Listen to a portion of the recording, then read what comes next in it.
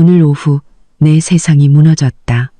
신우이가 찾아와 오늘 낮에 남편이 교통사고로 사망했다는 소식을 전했다. 하지만 그의 시신을 확인하기 위해 병원으로 가려던 순간 은행에서 전화가 걸려왔다. 죄송합니다, 사모님. 확인이 필요해서요. 1시간 전에 남편분께서 오셔서 두 분의 공동명의 계좌를 전부 해지하고 가셨습니다. 나는 엄청난 충격에 빠졌다. 그날 아침은 여느 때와 다름없이 시작되었다. 남편 박지훈이 가장 좋아하는 방식으로 끓인 김치찌개 냄새가 작은 부엌을 가득 채웠다. 뚝배기에서는 김이 모락모락 피어올랐고 식탁에는 따뜻한 보리차 한 잔과 함께 정갈하게 차려졌다. 아내 이서연은 아침 일찍부터 일어나 깔끔하게 식탁을 한 번 더 닦았다. 지방으로 출장을 가는 남편을 위해 모든 것이 완벽해야 했다. 그녀는 이미 그의 가장 좋은 와이셔츠와 칼같이 다림질된 정장 바지를 준비해 두었다. 지훈의 작은 여행 가방도 현관문 옆에 가지런히 놓여 있었다. 지훈 씨, 아침 식사하세요. 서연이 식탁에서 부드럽게 불렀다. 지훈이 침실에서 나왔다. 그는 이미 말끔하고 향기로운 모습이었다. 그녀의 남편은 참 잘생겼다. 강인한 인상이었지만 그의 미소는 언제나 서연을 안심시키는 힘이 있었다. 하지만 오늘 아침 그의 얼굴에서는 미소를 찾아볼 수 없었다. 지훈은 긴장해 보였다. 그의 눈은 마치 아주 중요한 소식을 기다리는 사람처럼 손에 든 휴대폰 화면을 계속해서 힐끗거렸다. 그는 식탁에 앉았지만 시선은 그 작은 기계에서 떠나지 않았다. 지훈 씨, 회사에 무슨 문제 있어요? 서연이 지훈의 손 위에 자신의 손을 얹으며 물었다. 남편의 손이 차갑게 느껴졌다. 지훈은 약간 놀란 듯 서둘러 휴대폰을 바지 주머니에 넣었다. 아니, 아무것도 아니야.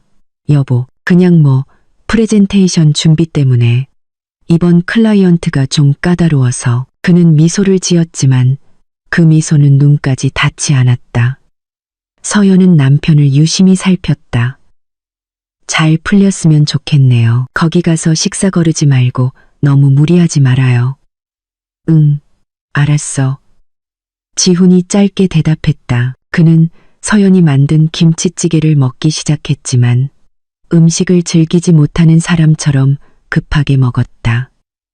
몇 숟가락 만에 그의 그릇은 깨끗해졌다. 그는 따뜻한 보리차를 단숨에 들이켰다. 나 지금 가야겠어. 그가 자리에서 일어나며 서류 가방을 집어들었다. 서연도 따라 일어섰다. 벌써요? 비행기는 10시라고 했잖아요. 사무실에 들러서 챙겨야 할 서류가 있어. 거기서 바로 공항으로 갈 거야. 지훈이 대답했다. 그의 목소리는 어딘가 회피하는 듯했다. 평소처럼 서연은 지훈의 손을 잡고 그의 손등에 존경의 의미를 담아 입을 맞췄. 지훈은 몸을 숙여 서연의 이마에 짧게 입을 맞췄다. 보통 그의 입맞춤은 따뜻하고 사랑이 가득했다. 부드럽게 그녀의 머리를 쓰다듬는 손길이 뒤따랐다. 하지만 오늘 아침 그의 입술은 차가웠고 입맞춤은 서둘렀다. 서연의 마음에 설명할 수 없는 불안감이 스며들었다. 하지만 그녀는 애써 그 감정을 떨쳐냈다. 아마 지훈이 정말 일 때문에 스트레스가 심한 모양이라고 생각했다. 길 조심해요, 여보. 도착하면 연락 줘요. 서연이 현관문까지 그를 배웅하며 말했다. 응, 당신도 집 잘 보고 밤에는 문단속 잘하고 다녀오세요. 지훈이 신발을 신으며 돌아보지도 않고 말했다. 잘 다녀와요. 서연이 나지막이 대답했다. 그녀는 멀어져가는 남편의 뒷모습을 바라보았다. 그의 차가 주택가를 빠져나갔다. 오늘 아침 그의 뒷모습은 유난히 낯설게 느껴졌다. 서연은 문을 닫았. 불편한 감정은 여전히 남아있었다. 그녀는 자신을 바쁘게 움직이기로 했다. 식탁을 치우고 설거지를 하고 집안 청소를 계속했다. 휴대폰으로 잔잔한 클래식 음악을 틀어 마음을 진정시키려 했었다. 낮은 느리게 흘러갔다. 서연은 점심을 혼자 먹고 지훈에게 짧은 메시지를 보냈다. 비행기 탔어요? 조심히 다녀와요. 메시지는 전송되었다. 비행기 아니겠지. 그녀는 생각했다. 오후 늦게 서연은 거실에서 쉬고 있었다. 막마른 빨래를 개던 참이었다. 지훈이 없는 집은 너무나 조용했다. 그녀는 벽시계를 쳐다보았다. 오후 4시였다. 지금쯤이면 지훈이 도착했을 시간이었다. 아마 공항에서 호텔로 가는 중이겠지. 서연은 생각했다. 그때 오후의 정적을 깨는 난폭한 문, 두드리는 소리가 들렸다. 그냥 노크가 아니라 크고 다급한 소리였다. 서연의 심장이 목구멍까지 뛰어오르는 것 같았다. 누가 저런 식으로 남의 집 문을 두드리는 걸까? 그녀는 서둘러 현관으로 문을 열자마자 신우이인 박지아의 몸이 그녀의 품으로 쓰러졌다. 지아는 히스테릭하게 울고 있었다. 그녀의 얼굴은 창백했고 눈은 퉁퉁 부어 있었으며 숨을 헐떡였다. 언니, 언니, 언니. 그녀는 말을 잇지 못했다. 지아야, 무슨 일이야? 왜 이렇게 우는 거야? 서연은 당황하며 힘없이 축 늘어진 신우이의 몸을 부축했다. 그녀는 지아를 거실 소파에 앉혔. 진정해, 지아야. 숨을 깊게 쉬어. 물부터 마셔. 서연이 급히 물 한 잔을 가져왔다. 지아는 세차게 고개를 저으며 서연이 내민 물잔을 뿌리쳤다. 물이 바닥에 쏟아졌다. 아니, 물 필요 없어요, 언니. 그녀의 울음이 다시 터져 나왔다. 이전보다 더 크게. 무슨 일인데, 지아야? 언니 무섭게 하지 마. 지훈 오빠한테 무슨 일 있어? 회사에서 무슨 일 있었어? 서연이 물었다. 오늘 아침에 불길한 예감이 온 힘을 다해 다시 밀려왔. 지아는 겁에 질린 눈으로 서연을 바라보았다. 지훈 오빠가, 언니, 지훈 오빠가, 지훈 씨가 왜? 서연이 다그쳤다. 그녀의 목소리가 떨리기 시작했다. 오빠가 사고 났어요. 지아가 절규했다. 오늘 낮에 고속도로에서 공항 가던 길에 차가 절벽으로 떨어져서 산산조각 났대요. 언니. 서연의 심장이 멎는 것 같았다. 사고라고? 아니, 그럴 리 없어. 지아야, 너 장난치지 마. 이건 재미없어. 장난 아니에요, 언니. 지아가 서연의 팔을 강하게 붙잡으며 울부짖었다. 아까 경찰이 나한테 전화했어요.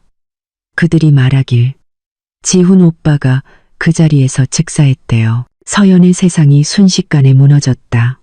즉사라는 단어가 그녀의 귓가에 울리며 폐 속의 모든 공기를 빨아들였다. 다리에 힘이 풀렸고 시야가 흐려졌다. 그녀는 지아가 울부짖는 것을 볼 수 있었지만 그 소리는 멀게만 들렸다. 아니야, 이건 꿈이야. 이건 분명 악몽이야. 지훈 씨는 오늘 아침에 김치찌개를 먹었어. 지훈 씨는 방금 내 이마에 입을 맞췄다고. 언니, 서연 언니, 정신 차려요. 마음 굳게 먹어요. 지아의 목소리가 마치 우물 속에서 들려오는 것 같았다. 서연은 고개를 저으려 했다. 거짓말이야. 하지만 그녀의 몸은 더 이상 충격을 견딜 수 없었다. 견딜 수 없는 고통이 가슴을 찢었다. 머리가 어지러웠고 시야가 새까맣게 변했다. 그녀가 마지막으로 느낀 것은 의식을 잃고 쓰러질 때 차가운 바닥이 그녀의 몸을 맞는 감각이었다. 서연이 바닥에 의식을 잃고 쓰러지자 지아의 히스테릭한 울음은 마치 스위치를 끈 것처럼 즉시 멈췄다. 방금 전까지 울부짖던 그녀는 이제 조용했다. 바쁘던 숨도 고르게 돌아왔다. 지아는 자리에서 일어나 쓰러진 형님을 차갑게 내려다보았다. 그녀는 일부러 헝클어뜨렸던 머리를 정돈했다. 그녀의 얼굴에는 더 이상 눈물이 없었다. 오직 혐오와 초조함이 섞인 표정만이 있을 뿐이었다. 천천히 잔인하고 옅은 미소가 그녀의 입가에 그려졌다. 아무도 보지 못한 승리의 미소였다. 그녀는 주머니에서 휴대폰을 꺼내 짧은 메시지를 입력했다. 1단계 완료. 기절했어. 메시지를 보낸 후 그녀는 다시 표정을 바꿨다. 스스로 뺨을 몇 번 쳐서 붉게 만들고 눈을 비벼 마군 것처럼 보이게 했다. 그리고 그녀는 다시 소리쳤다. 이번에는 이웃들을 향해서 도와주세요. 우리 언니가 쓰러졌어요. 도와주세요. 서연은 코를 찌르는 파스 냄새에 잠에서 깨어났다. 희미하게 그녀는 누군가 속삭이는 소리를 들었다. 머리가 무겁고 어지러웠다. 눈을 깜박이며 시야에 초점을 맞추려 했었다. 그녀는 더 이상 바닥이 아니었다. 이웃들로 가득 찬 거실 소파에 누워 있었다. 주변의 아주머니들이 동정 어린 눈으로 그녀를 바라보고 있었다. 정신이 좀 들어요. 서연 씨? 한 이웃 아주머니가 부드럽게 물었다. 마음 굳게 먹어요. 보내줘야 해요. 편안하게. 그 순간 기억이 망치처럼 그녀를 내리쳤다. 지하, 사고, 절벽, 즉사, 지훈 씨. 서연은 벌떡 일어났다. 숨이 가빠졌다. 지훈 씨는 어디 있어요? 이건 다 거짓말이죠? 내 남편 어디 있냐고요? 소파 옆 의자에 앉아있던 지아가 즉시 달려와 그녀를 껴안았다. 슬픔의 가면이 그녀의 얼굴에 완벽하게 씌워져 있었다. 그녀의 눈은 붉고 부어 있었으며 마치 울음을 멈추지 않은 것 같았다. 언니가 강해져야 해요. 마음을 비워야 해요. 그녀의 흐느낌은 비통하게 들리도록 연기되었다. 아니, 내가 직접 보기 전까지는 안 믿어. 서연이 지아의 품에서 벗어나려 발버둥 쳤다. 지훈 씨 지금 어디 있어요? 어느 병원에 있어요? 시신은 중앙병원에서 수습 중이에요. 언니. 지아가 낮은 목소리로 대답했다. 언니는 집에 있어요. 지금 충격이 너무 크잖아요. 시신 상태가 너무 끔찍해요. 언니는 보면 안 돼요. 지아가 다 처리할게요. 언니. 여기서 편히 쉬고 있어요. 네? 지아의 설득은 무척이나 사려 깊게 들렸다. 그녀는 형님이 무너졌을 때 모든 짐을 짊어진 충실한 시누이처럼 보였다. 이웃들은 고개를 끄덕이며 동의했. 지아 씨 말이 맞아요. 서연 씨. 막 도착한 동네 반장님이 말했다. 집에서 쉬어요. 저희가 장례 준비를 도울게요. 서연은 덫에 걸린 기분이었다. 그녀는 믿고 싶지 않은 마음과 믿어야 하는 현실 사이에서 혼란스러웠. 한편으로는 병원으로 달려가 영안 씨를 해치고 이 모든 것이 실수임을 증명하고 싶었다. 하지만 다른 한편으로는 슬픔에 마비되어 있었다. 몸에 힘이 없었고 뇌는 작동을 거부했다. 그녀는 그저 조용히 울 수밖에 없었고 주변 사람들이 막 부서진 그녀의 삶을 정리하도록 내버려 두었다. 지아는 모든 관심의 중심이었다. 그녀는 전화를 받고 시신 운구 앰뷸런스 도착을 조율하고 묘비를 주문하고 친척들에게 연락하며 바빴. 그녀는 이 모든 일을 간간히 눈물을 닦으며 가장 큰 상실을 겪은 동생의 역할을 완벽하게 연기했다. 아무도 그녀를 의심하지 않았다. 그녀는 비극 속의 영웅이었다. 언니, 저 병원에 다시 다녀올게요. 사망진단서 처리가 끝났는지 확인해야 해서요. 언니는 쉬고 계세요. 오빠 시신은 바로 이리로 모셔서 입관 예배 드릴 거예요. 지아가 서연의 손에 입을 맞추며 작별 인사를 했다. 서연은 그저 힘없이 고개를 끄덕였다. 지아가 떠난 후 거실은 조금 한산해졌다. 이웃들은 서연에게 애도할 공간을 주었다. 서연은 방으로 들어가도 되냐고 양해를 구했다. 그녀는 혼자 있을 필요가 있었다. 신에게 이야기할 필요가 있었다. 비틀거리는 걸음으로 서연은 그들의 침실로 들어갔다. 오늘 아침 지훈과 함께 정리했던 바로 그 방이었다. 베개에서 지훈의 향수 냄새가 희미하게 풍겼. 그녀의 마음이 다시 갈기 찢어졌다. 그녀는 화장대 위에 있는 결혼사진을 집어들었다. 지훈이 환하게 웃으며 그녀를 꼭 껴안고 있었다. 여보, 왜 이렇게 빨리 나를 떠났어요? 우리 같이 늙어가기로 했잖아요. 서연의 눈물이 하염없이 흘러내려 그녀가 들고 있는 사진을 적셨다. 그녀는 침대 가장자리에 주저앉았다. 믿고 싶지 않았다. 마음이 거부했다. 그녀는 자신의 눈으로 지훈을 봐야만 했다. 그의 상태가 얼마나 끔찍하든 상관없었다. 그녀는 확인해야만 했다. 슬픔의 폭풍 속에서 갑자기 솟아난 결심으로 서연은 일어섰다. 그녀는 병원으로 갈 것이다. 지하의 만류 따위는 상관없었다. 지금 당장 가야 했다.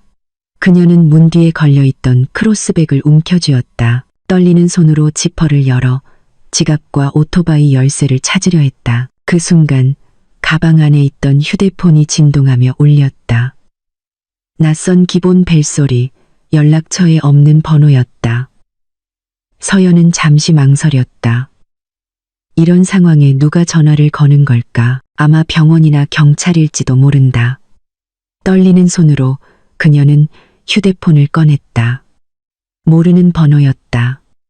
서연은 녹색 버튼을 밀어 휴대폰을 귀에 댔다. 여보세요. 그녀의 목소리는 울음 때문에 쉬고 떨렸다. 네, 안녕하세요. 좋은 오후입니다. 격식 있고 전문적인 남자의 목소리가 들렸다. 박지훈 씨의 아내 이서연 씨 되십니까? 네, 제가 맞는데요. 실례지만 누구시죠? 서연이 조급하게 물었다. 그녀는 어서 전화를 끊고 병원으로 가고 싶었다. 저는 대한은행 본점의 김성수 팀장입니다. 바쁘신 와중에 죄송합니다. 서연은 미간을 찌푸렸. 은행? 왜 은행에서 그녀에게 전화를? 무슨 일이시죠? 팀장님, 빨리 말씀해 주시겠어요? 제가 지금 상중이라서요. 전화기 너머에서 한숨 소리가 들렸다. 김 팀장이라는 남자는 망설이는 듯했다. 바로 그 때문에 사모님, 저희가 표준 확인 절차를 위해 전화를 드렸습니다. 저희는 단지 이서연 사모님께서 현재 박지훈 씨와 함께 계신지 확인하고 싶었습니다. 서연의 심장이 쥐어짜이는 듯했다. 질문이 너무 이상했다. 무슨 말씀이세요? 제가 어떻게 남편과 함께 있을 수 있죠? 그러니까 제 말씀은 사모님께서 지난 1시간 동안 박지훈 씨의 금융활동에 대해 알고 계셨는지요? 이해할 수가 없네요. 서연은 인내심을 잃기 시작했. 제 남편은 오늘 낮에 사고로 세상을 떠났어요. 침묵. 몇 초간 아무 대답이 없었다. 서연은 전화가 끊긴 줄 알았다. 여보세요. 김 팀장님? 사망. 하셨다고요? 김 팀장의 목소리는 놀라움에 거의 질식할 것 같았다.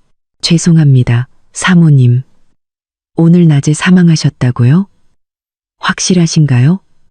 무슨 말씀이세요? 확실하냐니요? 당연히 확실하죠. 지금 남편 장례를 치르고 있단 말이에요. 서연이 소리쳤다. 감정이 폭발했다. 사모님, 이서연 사모님, 진정하십시오. 제가 뭐라고 말씀드려야 할지 모르겠습니다만 그건 불가능합니다. 김 팀장의 목소리가 이제 아주 심각하게 들렸다. 뭐가 불가능하다는 거죠? 사모님, 이렇게 된 겁니다. 김 팀장은 마음을 가다듬으려는 듯 헛기침을 했. 1시간 전, 오늘 오후 4시경에 박지훈 씨가 저희 본점에 방문했습니다. 서연은 얼어붙었다. 아니야, 그럴 리 없어. 내 남편은 지방에 갔고 사고를 당했어. 지방에 가지 않으셨습니다. 사모님, 저희 시내 본점에 오셨어요. 저희 모두가 그를 봤습니다. 그는 건강했고 아무 문제 없었습니다. 제가 직접 인사도 나눴습니다. 김 팀장이 분명하게 말했다. 거짓말. 사람을 잘못 보신 거겠죠. 잘못 보지 않았습니다. 사모님. 서명도 일치했고 비밀번호도 맞았으며 얼굴도 박지훈 씨가 확실했습니다. 저희가 사모님께 전화를 드려야만 했던 이유는 박지훈 씨가 방금 사모님과 본인 명의의 공동 계좌에 있는 잔액 전부를 인출했기 때문입니다. 서연은 숨이 멎었다. 그가 전부 현금으로 인출했습니다. 사모님, 금액이 아주 큽니다. 이건 평소와 다른 거래 방식입니다. 그래서 제가 확인차 사모님께 전화를 드린 건데 그분 말씀으로는 사모님께서 집에 계시고 동의하셨다고 했습니다. 그런데 지금 사모님께서는 그가 사망했다고 하시니 사모님, 이건 정말 이상합니다. 김 팀장이 말을 이었다. 서연은 바닥에 힘없이 주저앉았다. 다리가 더 이상 몸을 지탱할 수 없었다. 1시간 전에 현금으로 계좌를 해지했다고?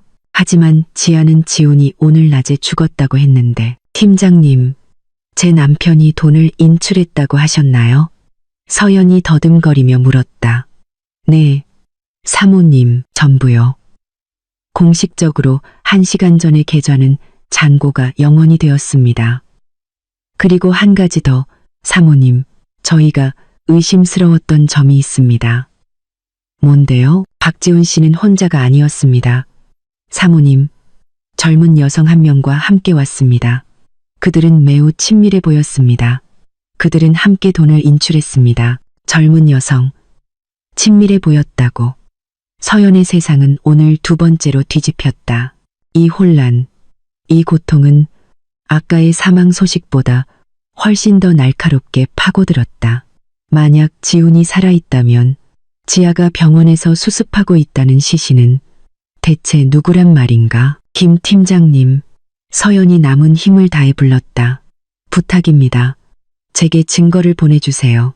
뭐든지요. 보안 카메라 녹화 영상이든 뭐든 가지고 계신 것을 지금 당장 제게 보내주세요. 물론입니다, 사모님. 당연히 보내드려야죠. 지금 바로 저희 CCTV 녹화 영상 스크린샷을 사모님 이메일로 보내드리겠습니다. 확인해 보십시오. 서연은 전화를 끊었다. 손은 여전히 심하게 떨렸다. 하지만 이것은 더 이상 슬픔의 떨림이 아니었다. 이것은 분노, 혼란, 그리고 불타오르는 배신감의 떨림이었다. 법노시 떠살. 섬농, 그녀는 지훈의 책상 위에 있는 노트북을 움켜쥐고 거칠게 여러 이메일이 오기를 기다렸다. 그리고 이메일이 도착했다. 심장이 격렬하게 뛰는 가운데 서연은 첨부된 이미지 파일을 열었다. 그리고 거기서 그녀의 세상은 정말로 산산조각이 났다. 노트북 화면 속 은행 창구 앞에 지훈이 서 있었다. 그녀의 남편이 건강하게 오늘 아침 그녀가 준비해 준 것과는 다른 셔츠를 입고 그는 환하게 웃고 있었고 그의 옆에는 가득 찬 것처럼 보이는 큰 여행 가방을 든 채 함께 웃고 있는 그녀의 시누이 지아가 있었다. 서연의 세상이 빙글빙글 돌았다. 노트북 화면 속 사진이 그녀를 잔인하게 마주보았다. 지훈, 영안실에 차갑게 누워 있어야 할 그녀의 남편이 너무나 생생해 보였다. 그는 미소 짓고 있었다. 서연이 알던 따뜻한 미소가 아니라 교활하고 승리에 찬 미소였다. 그리고 1시간 전 그녀의 품에서 울부짖던 시누이 지아는 이제 지훈의 옆에 서서 활짝 웃고 있었다. 두 사람의 손은 커다란 검은 여행 가방에 현금 다발을 채워 넣느라 바빴다. 그들의 공동 계좌에서 나온 돈이었다. 서연이 더 큰 집의 계약금을 위해 생활비에서 조금씩 아껴 모았던 돈이었다. 서연은 심한 메스꺼움이 목구멍으로 치밀어 오르는 것을 느꼈다. 이건 단순한 도둑질이 아니었다. 이것은 가장 깊고 가장 추악한 배신이었다. 아까의 다급했던 지아의 문두드림, 그녀의 히스테릭한 울음, 그녀의 굳은 포옹, 그 모든 것이 연극이었다. 그녀의 마음을 산산조각 낼 만큼 완벽한 연기였다. 지훈은 죽지 않았다. 지훈과 지아는 이 모든 것을 계획했다. 하지만 어떻게 두 가지 시나리오가 동시에 진행될 수 있었을까? 지훈은 오늘 오후에 은행에서 돈을 인출했고 지아는 지훈이 오늘 낮에 죽었다고 신고했다. 이 두 가지는 동시에 사실일 수 없었다. 손에 쥔 휴대폰의 진동이 그녀를 깨웠다. 김 팀장에게서 두 번째 이메일이 도착했다. 이번에는 사진이 아니라 짧은 동영상 클립이었다. 온전한 CCTV 녹화 영상. 떨리는 손가락으로 서연은 영상을 재생했다. 소리는 없었지만 영상은 아주 선명했다. 오후 4시 5분 지훈이 변장하려는 듯 선글라스와 모자를 쓰고 들어왔다. 지아는 개인 경호원처럼 그의 뒤를 따랐다. 그들은 곧장 VIP 창구로 갔. 지훈이 통장과 신분증을 건넸다. 서연은 남편이 창구 직원과 이야기하고 인출 전표에 서명하는 것을 보았다. 그리고 절정의 순간 돈더미가 건네졌을 때 지훈은 미소를 참지 못했다. 그는 지아를 돌아보았고 지아는 환한 웃음으로 화답하며 심지어 지훈을 애교스럽게 툭 쳤다. 아주 친밀한 행동이었다. 신우이의 행동이 아니었다. 서연은 영상을 껐다. 이제 충분했다. 슬픔으로 얼어붙었던 그녀의 뇌가 이제 불타는 분노에 힘입어 최고 속도로 작동하기 시작했다. 지훈의 죽음은 거짓이다. 이것이 첫 번째 사실이었다.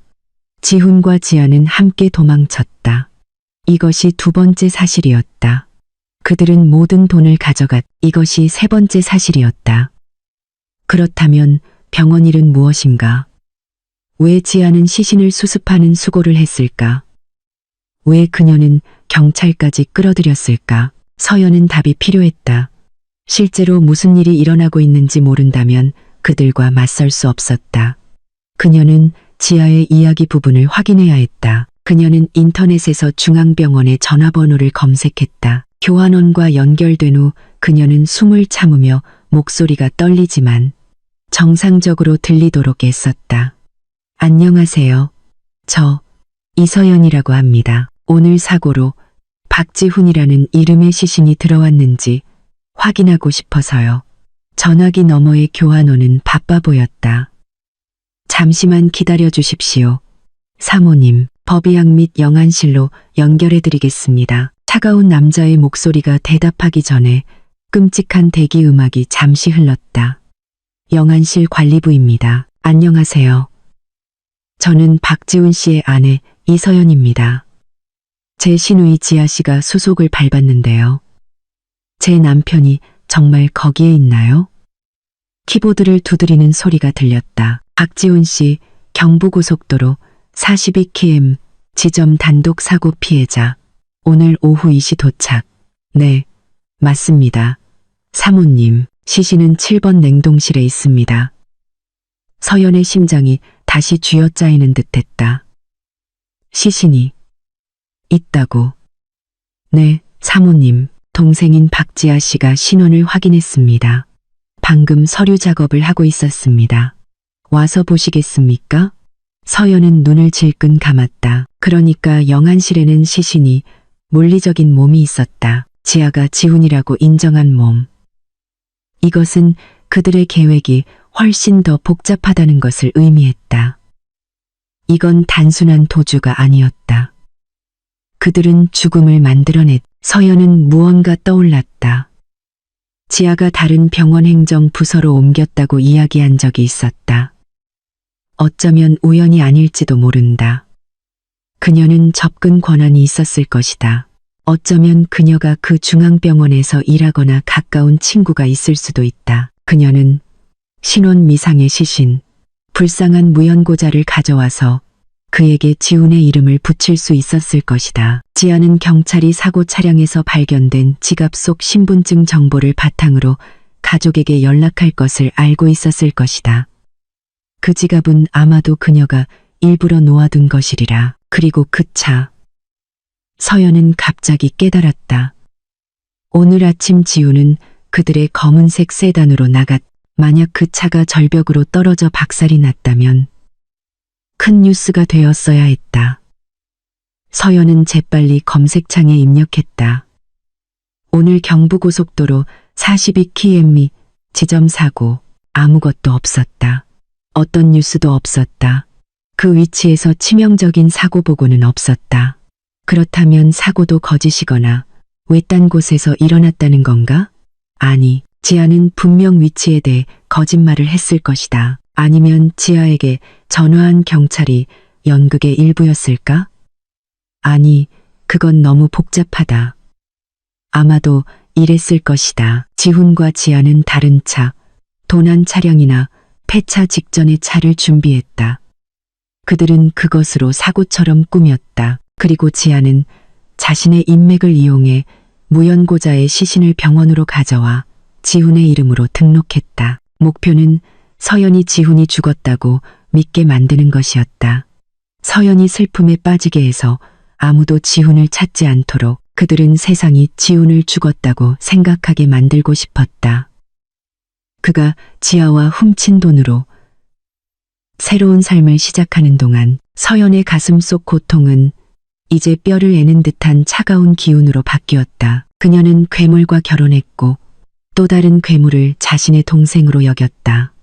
그녀는 노트북 화면, 은행에서 웃고 있는 지훈과 지아의 사진을 응시했. 그녀는 그 파일을 USB에 저장한 다음 김 팀장의 이메일을 삭제했다. 그녀는 검색 기록을 지웠다. 흔적을 남겨서는 안 됐다. 이 순간부터 그녀는 똑똑하게 보여서는 안 됐다. 그녀는 망연자실하고 혼란스럽고 어리석게 보여야 했다. 그녀는 그들이 원하는 그대로 슬픔에 잠긴 미망인이 되어야 했다. 서연이 다음 단계를 계획하고 이웃이 찾아올 경우 다시 기절하는 척할 방법을 생각하고 있을 때 그녀의 휴대폰이 다시 울렸다. 이번에는 박지아라는 이름이 화면에 선명하게 나타났다. 서연은 그 이름을 오랫동안 쳐다보았다. 배신자의 이름. 그녀의 손이 심하게 떨렸다. 두려움 때문이 아니라 끓어오르는 분노 때문이었다. 그녀는 받아야 했다. 연극은 지금 시작되어야 했다. 서연은 심호흡을 하고 눈을 감았. 방금 느꼈던 가장 깊은 슬픔을 상상했다. 말랐던 눈물이 다시 고이게 했다. 그녀는 녹색 버튼을 누르고 목구멍에서 비통한 흐느낌을 억지로 짜냈다. 여보세요. 지아야. 언니. 서연 언니. 괜찮아요? 전화기 너머 지아의 목소리는 오늘 오후와 똑같이 들렸다. 꾸며낸 공황과 슬픔으로 가득 차 있었다. 세상에서 가장 무거운 짐을 막 짊어진 듯한 피로감이 섞여 있었다. 언니, 못 견디겠어, 지아야. 서연이 속삭였다. 그녀는 일부러 목소리를 쉬고 절망적으로 만들었다. 그녀는 가슴을 누르며 작은 흐느낌이 새어나오게 했다. 이거 다 꿈이지? 언니한테 이게 현실이 아니라고 말해줘. 지아의 깊은 한숨 소리가 들렸다. 힘내요, 언니. 저도 마음이 찢어질 것 같아요. 정말 힘들지만 우리 강해져야 해요. 오빠를 위해서요. 오빠를 위해서. 서연은 그 말을 듣고 웃고 싶었다. 저 지금 병원이에요. 언니, 시신 안치 절차가 생각보다 복잡하네요. 서명해야 할 서류가 너무 많아요. 경찰도 추가 진술을 요구하고요. 지아는 자신의 활동을 자세히 보고했다. 물론 복잡하겠지. 서연은 생각했다. 사망 서류를 위조하고 있으니까. 너 거기 혼자 있니? 서연이 걱정하는 형님의 역할을 연기하며 물었다. 네, 언니. 하지만 괜찮아요. 언니는 집에만 있어요. 충격이 크잖아요. 쉬세요. 내일 아침에 모든 서류가 정리되면 오빠 시신은 앰뷸런스로 집으로 모실 수 있을 거예요. 내일 오후에 장례 치러요. 언니. 모든 건 다 준비됐어요. 완벽한 계획이었다. 그들이 멀리 도망치는 동안 서연이 가짜 장례식 준비로 바쁘게 만들려는 속셈이었다. 그래. 네가 알아서 해, 지아야. 언니는 이제 아무 생각도 할 수가 없어. 서연이 힘없이 대답했다. 그녀는 방바닥에 힘없이 주저앉았다. 언니, 힘내요. 언니는 강한 여자잖아요. 그렇죠. 분명히 이래도 뜻이 있을 거예요. 뜻이 있다고? 서연은 휴대폰을 꽉 쥐었다. 만약 지아가 지금 눈앞에 있다면 무슨 짓을 할지 몰랐다. 아, 맞다, 언니. 지아의 목소리가 갑자기 변했다. 아까 서류 처리할 때 행정부서에서 보험에 대해 물어보더라고요. 지훈 오빠 생명보험 있죠? 언니? 그것도 처리해야 한대요. 청구하려면. 서연의 심장이 조금 더 빨리 뛰었다. 보험. 언니는 잘 몰라. 지아야. 그런 건 한 번도 신경 써본 적이 없어. 전부 지훈 씨가 알아서 했어. 아, 그래요? 괜찮아요, 언니. 나중에 제가 집에 가면 같이 서류 찾아봐요. 장례비랑 제사 비용에 보탬이 될 수도 있잖아요.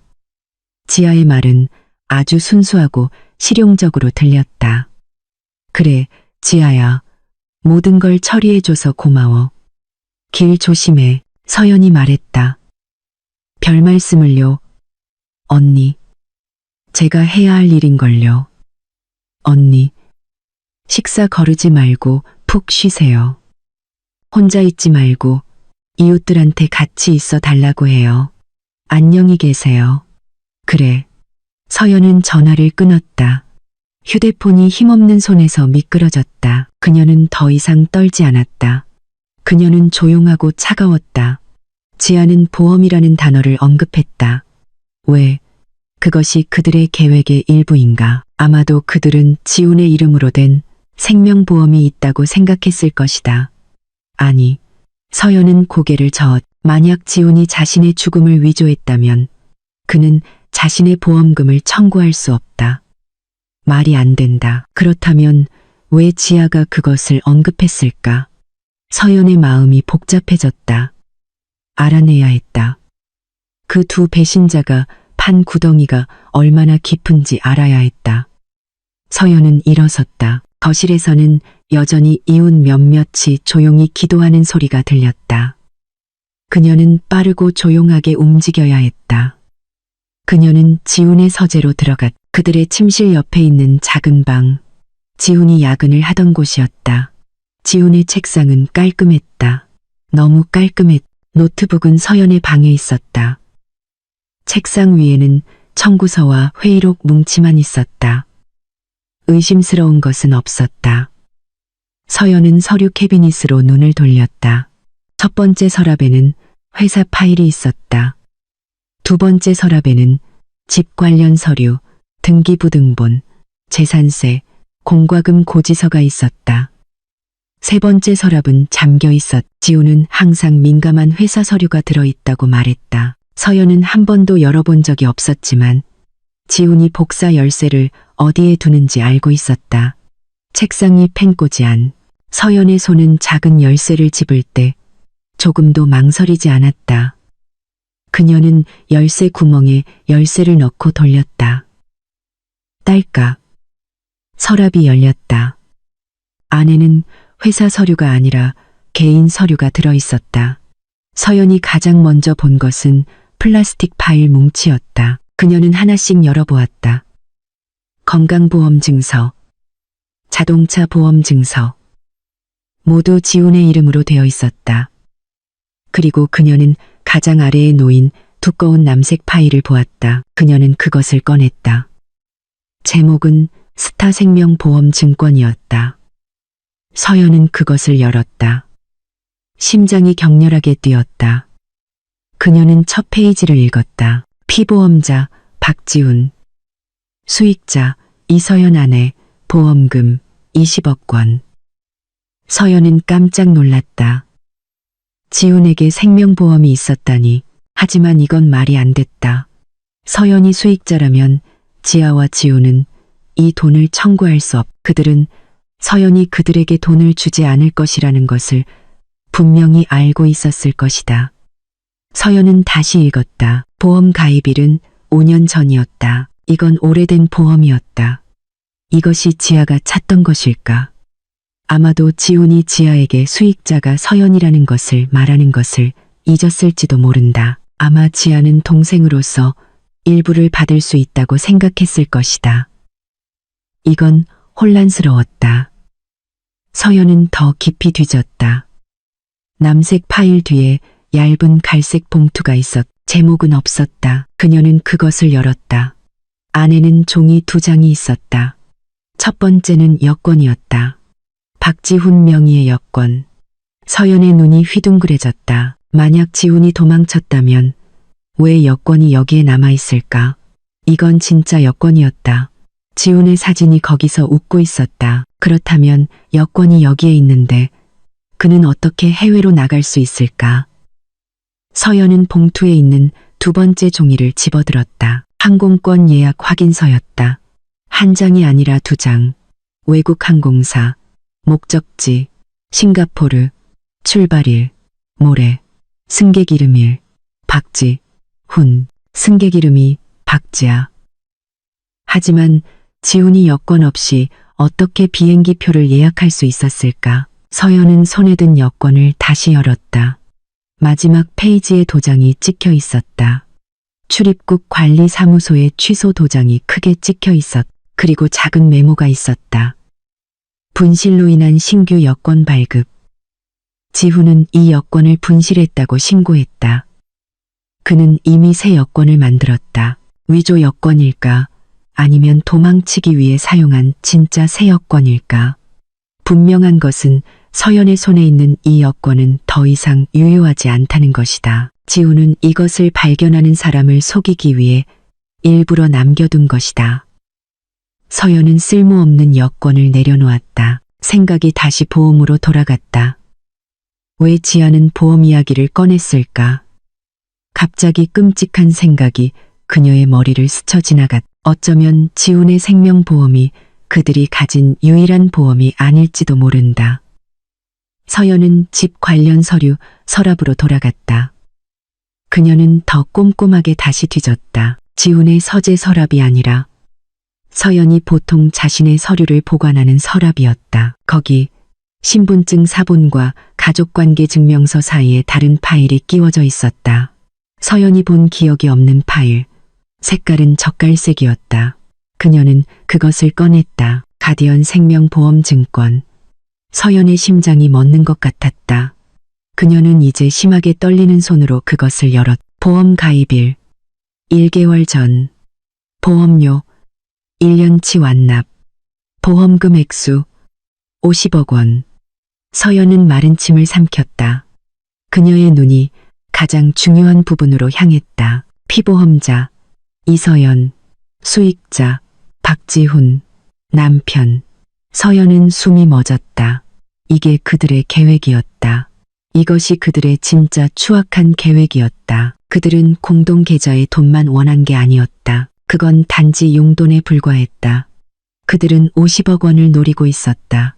그들은 서연의 이름으로 생명보험을 들었다. 그들은 서연을 죽일 계획이었다. 지훈은 슬픔에 잠긴 호라비가 될 것이었다. 그는 50억 원을 청구할 것이었다. 그리고 모든 것이 안전해지면 그는 해외에 있는 지아에게 가서 부유하게 살 것이었다. 어쩌면 그 사고, 지훈을 죽였다는 그 사고는 원래 서연을 위해 준비되었을지도 모른다. 서연은 바닥에 주저앉았다. 방국, 지훈과 지아는 지훈의 죽음을 비안으로 위조했다. 어쩌면 서연을 죽이는 계획이 너무 어려웠거나 시간이 부족했거나 서연은 어지러운 머리를 붙잡았다. 어쩌면 A안은 서연을 죽이는 것이고 지훈이 50억 원을 받는 것이었지만 A안 실행에 실패했다. 그래서 그들은 B안으로 전환했다. 공동계좌를 비우고 지훈의 죽음을 위조해서 빚이나 청구서에 쫓기지 않게 하고 현금을 가지고 도망치는 것. 서연은 지훈에게 큰 할부금이 몇 개 있다는 것을 알고 있었다. 서연의 이름으로 된 이 생명보험은 아마 실패한 예비 계획이었을 것이다. 원래 계획이 무엇이었든 한 가지는 확실했다. 그녀의 남편과 시누이는 그녀의 죽음을 계획했다. 서연은 빨간 파일을 닫았다. 50억 원. 그녀의 목숨은 남편에 의해 50억 원으로 책정되었다. 그녀는 그 보험 증권을 정확히 발견했던 곳에 다시 두었다. 그녀는 지훈의 서재 서랍을 다시 잠갔다. 그녀는 열쇠를 펜꽂이에 돌려놓았다. 그녀는 침실로 돌아왔다. 그녀는 침대 가장자리에 앉았다. 슬픔의 감정은 완전히 증발했다. 두려움도 사라졌다. 남은 것은 차가운 분노와 강철 같은 결심뿐이었다. 그들은 서연이 죽기를 원했다. 그들은 그녀가 약한 희생자가 되기를 원했다. 서연은 화장대 거울에 비친 자신의 모습을 바라보았다. 퉁퉁 부은 눈의 여자가 그녀를 마주 보았다. 너희들은 틀렸어. 서연이 거울 속 자신에게 속삭였다. 나를 희생자로 고른 건 너희들의 큰 실수야. 연극은 계속되어야 했다. 내일 그녀는 가짜 장례식에서 가장 슬픔에 잠긴 미망인이 될 것이다. 그리고 그녀는 계획을 세우기 시작할 것이다.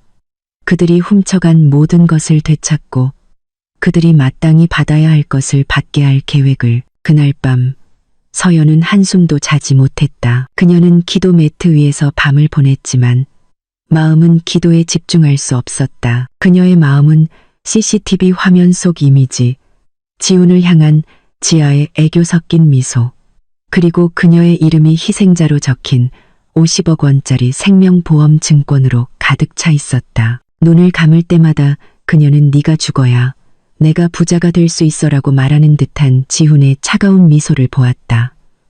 분노가 그녀에게 에너지를 주었다. 그녀는 더 이상 힘이 없거나 슬프지 않았다. 그녀는 전쟁을 준비하는 군인처럼 느껴졌다. 그녀는 계획을 세우고 머릿속으로 모든 시나리오를 반복했다. 그녀의 적은 두 명이었다. 교활한 조종자 지훈과 순진한 얼굴의 여배우 지아. 그리고 그들은 서연이 도살 준비가 된 약한 양이라고 생각했다. 다음 날 아침 서연의 집은 다시 붐볐다. 이웃들이 와서 시신 맞을 준비를 도왔다. 카펫이 깔리고 현관에는 플라스틱 의자가 놓였다. 서연은 일부러 퉁퉁 붓게 만든 눈으로 방에서 나왔다. 그녀는 검은색 긴 드레스와 검은색 긴 베일을 쓰고 창백하지만 결의에 찬 얼굴을 가렸다. 그녀는 자신의 역할을 완벽하게 연기했다. 그녀는 방구석에 앉아 염주를 들고 입술은 조용히 움직이며 때때로 잊지도 않은 눈물을 닦았다. 오는 사람마다 그녀에게 조의를 표하고 동정 어린 눈으로 그녀를 바라보았다. 힘내요, 서연 씨. 마음 굳게 먹어요. 그들이 차례로 말했다. 서연은 그저 힘없이 고개를 끄덕이며 모든 거짓 동정의 말을 받아들였다. 정확히 오전 9시 앰뷸런스 사이렌 소리가 가까워지는 것이 들렸다. 서연의 심장이 격렬하게 뛰었다. 이것이 그들 연극의 절정이었다. 지아가 앰뷸런스에서 먼저 내렸다. 그녀의 얼굴은 퉁퉁 부어 있었다. 그녀는 온몸의 기운이 다 빠진 듯 비틀거리며 걸었다. 그녀는 즉시 서연에게 달려들었다. 언니, 지훈 오빠가 왔어요. 그녀가 서연을 꼭 껴안으며 흐느꼈다. 서연은 그 포옹에 응했다. 뱀처럼 차갑게 느껴지는 포옹. 네가 고생이 많구나, 지아야. 혼자서 모든 걸 다 처리하고. 서연이 속삭였다. 그녀의 목소리가 떨렸다. 고마워하는 형님의 역할을 연기하며. 그녀는 지아가 어깨에 고개를 끄덕이는 것을 느낄 수 있었다. 가요, 언니. 지훈 오빠 마지막 길을 함께 맞이해요. 지아가 서연의 손을 끌며 말했다. 소박한 나무관이 앰뷸런스에서 내려졌다. 단단히 닫혀 있었다. 물론 단단히 닫혀 있겠지. 서연은 생각했다. 그들은 아무도 관안을 보게 할 리가 없었다. 그 안에는 분명 지훈이 아닌 다른 사람이 있을 테니까. 몇몇 남자가 관을 들어 거실로 옮겨 중앙에 놓았다. 막 도착한 먼 친척들의 울음소리가 터져나왔다. 슬픔의 분위기는 너무나 짙고 현실적이어서 서연은 거의 자신의 발견을 의심할 뻔했다. 하지만 아니었다. 그녀는 CCTV를, 보험 증권을 기억했다. 서연은 관 옆에 무릎을 꿇고 앉았다. 지아는 그녀 옆에 앉아 그녀의 손을 꼭 잡았다. 언니, 마음 비워요. 이게 최선이에요. 지아가 속삭였다. 서연은 지아를 돌아보았다. 그녀는 신우이의 눈, 가짜 울음으로 부은 눈을 깊이 들여다보았다. 그래, 지아야. 언니는 마음 비웠어. 하나님께서 반드시 정의를 보여주실 거라고 믿어. 서연이 정의라는 단어에 힘주어 말했. 지아는 서연의 담담한 말투에 약간 놀란 듯했지만 재빨리 고개를 끄덕이고 다시 흐느껴 울기 시작했다. 장례 절차는 빠르게 진행되었. 집에서 기도를 마친 후 가짜 시신은 공원묘지로 옮겨졌다. 서연과 지아는 운구차 뒤에 같은 차를 타고 있었다. 가는 내내 지아는 말을 멈추지 않았다. 이제 이거 끝나면 언니는 푹 쉬어야 해요. 3일장은 지아가 다 알아서 할게요. 아무 생각도 하지 마세요. 그녀가 말했다. 서연은 그저 고개를 끄덕였다. 아, 맞다, 언니. 지아가 마치 방금 생각난 것처럼 말을 이었다. 지훈 오빠 20억짜리 생명보험 말이에요. 제가 아까 좀 알아봤는데 다음 주부터 청구 절차를 시작할 수 있대요. 제가 도와드릴게요. 언니. 돈이 꽤 되잖아요. 언니 생활비로 쓰고 남은 할부금도 갚고요. 미끼가 던져졌다.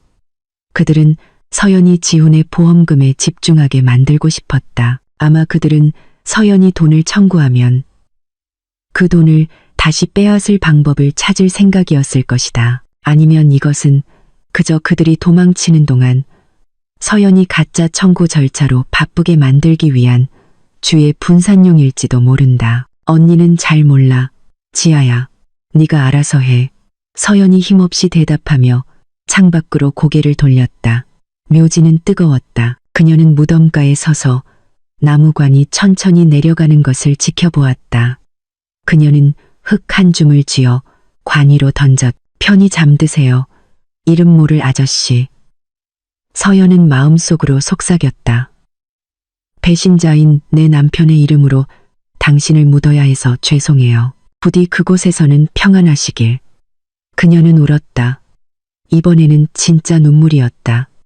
지훈을 위한 눈물이 아니라 자신의 운명을 위한 눈물이었다. 수년 동안 속아온 자신의 어리석음을 위한 눈물이었다. 산산조각난 자신의 믿음을 위한 눈물이었다. 지아는 옆에서 그녀를 껴안고 함께 울었다. 두 여인은 같은 무덤 위에서 아주 다른 이유로 슬퍼했다. 한 사람은 운명을 슬퍼했고 다른 한 사람은 승리를 축하했다. 저녁이 되자 집은 다시 조용해졌다. 조문객들은 모두 돌아갔다. 서연만 남았다. 지아는 갈아입을 옷을 가지러 자신의 원룸에 다녀오겠다며 작별 인사를 했다. 3일장 동안 서연과 함께 있어주겠다고 했다. 언니, 혼자 있지 말아요. 금방 다시 올게요. 그녀가 말했다. 이것이 서연이 기다리던 시간이었다. 문이 닫히고 지아가 떠난 것을 확인하자마자 서연은 즉시 움직였다. 그녀는 이 두 교활한 사기꾼과 혼자 싸울 수 없었다. 경찰에게 뭐라고 말할까? 저기요, 방금 묻은 제 남편이 사실은 살아있어요. 그들은 그녀를 슬픔 때문에 스트레스를 받아 미쳤다고 생각할 것이다. 은행 CCTV 증거? 지아는 그것이 오래된 영상이라고, 또는 지훈에게 쌍둥이가 있다고 둘러댈 수 있었다. 그것은 이미 신원이 확인된 시신과 합법적인 사망 서류에 대항하는 서연의 말뿐이었다. 그녀는 전문가가 필요했다. 공식적인 시스템 밖에서 일하는 사람, 주목을 끌지 않고 진실을 찾을 수 있는 사람. 서연은 한 이름이 떠올랐다. 돌아가신 아버지가 예전에 자주 언급했던 이름, 최강민 소장님. 조기 은퇴한 전직 형사로 작은 사설 탐정 사무소를 운영하고 있었다. 아버지는 최 소장, 그 친구는 사냥개보다 코가 더 좋고 강철자보다 더 고든 사람이야. 건초 더미에서 바늘도 찾아낼 사람이지 라고 말씀하시곤 했다. 떨리는 손으로 서연은 인터넷에서 아마나 탐정 사무소의 전화번호를 찾았다. 그녀는 번호를 찾았다. 심장이 격렬하게 뛰었다. 이것은 도박이었다. 만약 최 소장이 그녀를 거절하면 그녀는 끝이었다. 그녀는 번호를 눌렀다. 신호음이 3번 울렸다. 아마나 탐정 사무소입니다. 차분하고 중후한 중년 남성의 목소리가 대답했다. 안녕하세요. 저 최강민 소장님과 통화할 수 있을까요? 본인입니다. 누구시죠? 저는 이서연이라고 합니다. 예전에 소장님 친구분이셨던 돌아가신 이 팀장님의 딸입니다. 전화기 너머에서 잠시 침묵이 흘렀다. 서연 양. 세상에, 다 컸구나. 무슨 일이니? 웬일로 전화를 다 했어? 잘 지내니? 그 다정한 목소리에 서연의 방어선이 조금 무너졌다. 잘 지내지 못합니다. 소장님, 제가 얼마 전에 남편을 잃었습니다. 삼가 조의를 표한다. 서연 양, 힘내렴. 감사합니다. 소장님, 하지만 이건 복잡한 문제입니다. 서연은 망설였다. 제가 소장님께 친구로서 전화드린 게 아닙니다. 소장님의 도움이 필요합니다. 탐정으로서의 소장님의 도움이요. 다시 침묵이 흘렀다. 최 소장은 서연의 말투에서 심각성을 즉시 알아차린 듯했다. 말해보거라. 서연 양, 내가 뭘 도우면 되겠니? 제 남편 지훈 씨요. 어제 사고로 사망했다고 발표됐습니다. 오늘 막 장례를 치렀어요. 서연이 시작했. 목소리가 떨렸다. 하지만 소장님, 저는 그가 죽었다고 믿지 않아요. 무슨 뜻이지? 최 소장의 목소리가 즉시 날카로워졌다. 형사의 본능이 드러났다. 증거가 있어요. 은행 CCTV 녹화 영상이요. 어제 오후 신고된 사망 시각 2시간 후에 제 남편이 은행에 있었어요. 저희 공동 계좌를 비웠어요. 혼자가 아니었어요. 제 시누이 지아와 함께요. 그의 사망을 신고한 바로 그 시누이요. 서연은 모든 것을 한숨에 쏟아냈다. 전화기 너머의 침묵은 이번에는 더 길었다. 서연은 최 소장이 자신을 미쳤다고 생각할까봐 두려웠다. 서연 양, 최 소장이 마침내 말했다. 그의 목소리는 매우 진지했다. 전화로는 더 이상 아무 말도 하지 마라. 모든 문을 잠그고 누구도 믿지 마라. 내 시누이를 포함해서 지금 어디에 있니? 제 집에요, 소장님. 주소는 필요 없다. 내 아버지 집은 아직 기억하고 있다. 거기 살고 있지 않니? 아닙니다, 소장님. 저는 그리안 아파트에 살고 있습니다. 위치를 보내드릴게요. 좋아, 위치를 보내라. 내가 도착할 때까지 누구에게도 문 열어주지 마라. 지금 바로 출발하겠. 네가 가진 모든 증거를 준비해둬라. CCTV 녹화 영상, 서류, 뭐든지. 그리고 서연아, 계속 슬픔에 잠긴 척해라. 전화가 끊겼다. 서연은 힘없이 주저앉았다. 슬픔 때문이 아니라 안도감 때문이었다. 게임은 시작되었고 그녀는 방금 첫 번째 말을 움직였다. 1시간 후 낡은 검은색 세단이 서연의 집 앞에 멈췄다. 중년의 남자가 차에서 내렸다. 그는 다부진 체격이었지만 눈에 띄지 않았다. 콧수염이 있었고 그의 눈은 날카롭게 빛났다. 그는 서연의 집 문으로 확실하게 발걸음을 옮기기 전에 주변을 빠르게 살폈다. 그가 바로 최강민 소장이었다. 서연은 이미 창문 뒤에서 그를 기다리고 있었다. 그녀는 서둘러 문을 열고 최 소장이 들어오자마자 다시 잠갔다. 서연 양, 최 소장이 말했다. 그의 시선은 공감으로 가득했지만 여전히 전문적이었다. 얼굴이 너무 창백하구나. 일단 앉아서 진정해. 서연은 고개를 저었다. 진정할 수가 없어요, 소장님. 무슨 일이 일어나고 있는지 알아야만 해요. 그들은 장례식의 장례 냄새가 아직 남아있는 거실에 앉았다. 서연은 주저없이 노트북을 테이블 위에 놓았다. 그녀는 은행의 CCTV 동영상 파일을 보여주었다. 그녀는 은행 매니저인 김 팀장으로부터 온 전화의 전말을 이야기했다. 이 사람이 제 남편 지훈 씨고 이쪽은 제 시누이 지아예요. 이건 오후 4시에 찍힌 거예요. 사망 신고서에는 그가 오후 2시에 사망했다고 되어 있어요. 서연이 설명했다. 그녀의 목소리는 차갑고 담담했다. 최 소장은 그 영상을 여러 번 반복해서 보았다. 그는 지훈의 얼굴, 그리고 지아의 얼굴에서 영상을 멈췄. 틀림없군. 이건 명백히 그들이야. 그리고 서연은 깊은 숨을 들이쉬었다. 이게 다가 아니에요. 소장님. 그녀는 일어나 방으로 들어가 2개의 보험 증권 파일을 가지고 돌아왔다. 파란색 파일과 젓갈색 파일. 그녀는 그것들을 최 소장에게 건넸다. 파란색은 지훈 씨 생명보험이에요. 수익자는 저고요. 이건 지아가 제가 보험금 청구로 바쁘게 만들기 위해 던진 미끼예요.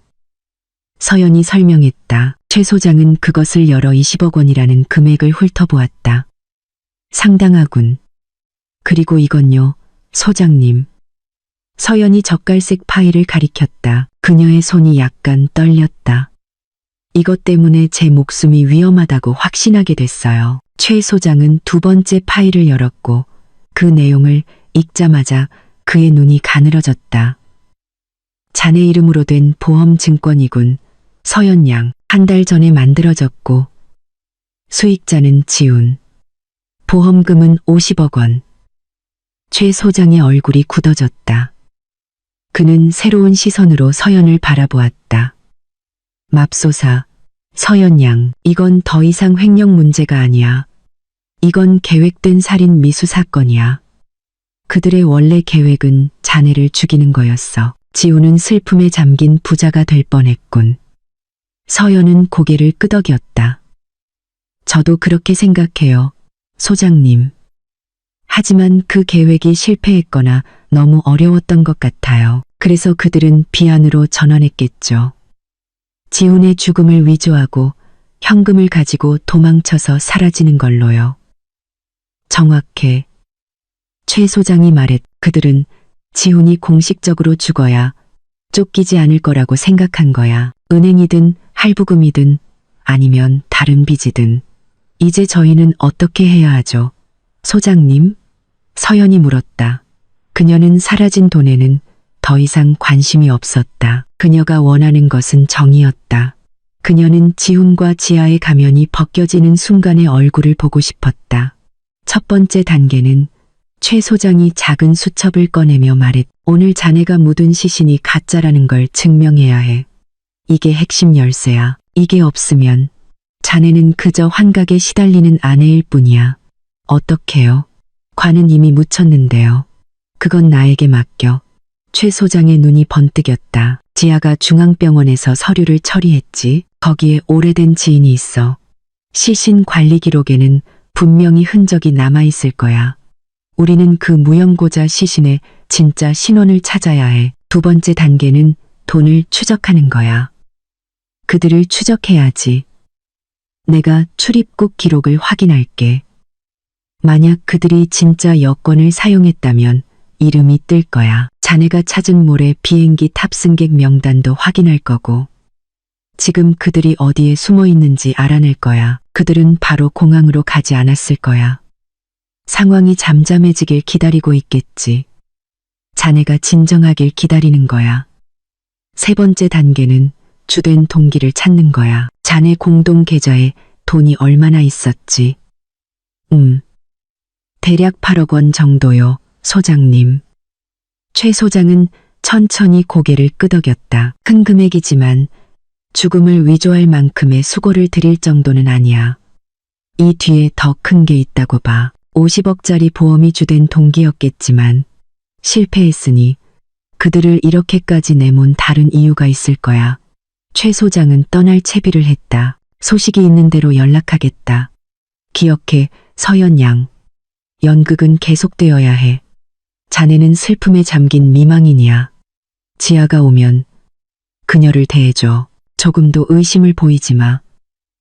우리가 그들을 올가맬 준비가 될 때까지 그들이 안전하다고 느끼게 만들어야 해. 다음 이틀 동안 서연은 위장의 안개 속에서 살았다. 지아는 정말로 와서 함께 지냈다. 그녀는 손님방에서 잤다. 그녀가 서연을 위해 요리를 했다. 그녀가 매일 밤 작은 추도식을 이끌었다. 그녀는 완벽한 시누이였다. 서연은 지아가 그녀를 만지거나 부드러운 목소리로 말할 때마다 메스꺼움을 참아야 했다. 언니, 내일 우리 지훈 오빠 보험금 청구 시작해요. 빨리 받을 수 있게요. 지아가 둘째 날 밤 추도식 중간에 말했다. 서연은 그저 힘없이 고개를 끄덕였다.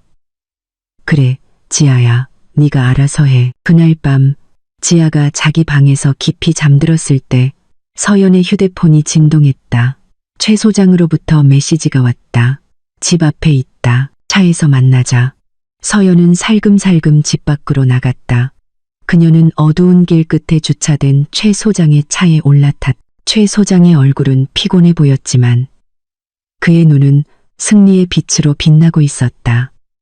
찾아냈어. 서연 양. 그가 조용히 말했다. 뭐료, 소장님? 첫째, 시신. 병원 관리자를 압박하는 데 성공했어.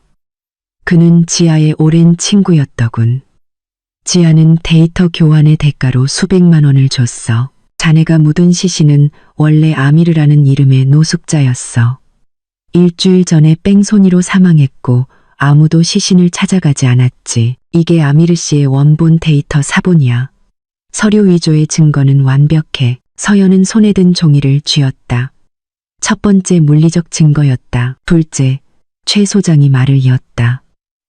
싱가포르행 비행기 탑승객 명단.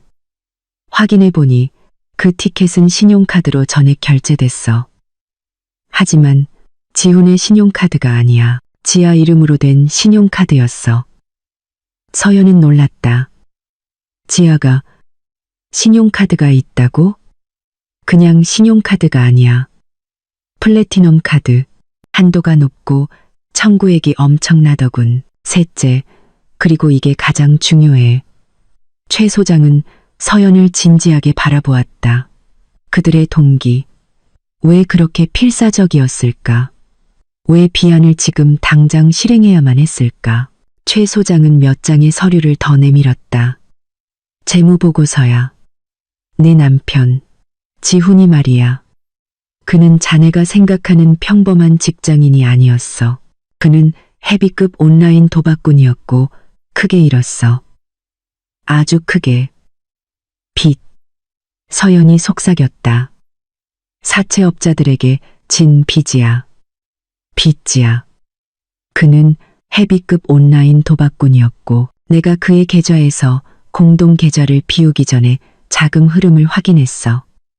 그는 몇 달 동안 돌려막기를 해왔어. 50억을 얻기 위해 자네를 죽이려던 계획이 그의 유일한 탈출구였던 거야. 빚이 얼마인데요? 소장님. 최 소장은 잠시 침묵했다. 모레까지 갚아야 할 총 부채가 30억 원이야. 서연은 입을 막았다. 그들이 자네 계좌에서 가져간 8억 원은 최 소장이 설명했다. 충분하지 않아. 그건 단지 도피 자금일 뿐이야. 그들은 빚을 갚을 수 없어.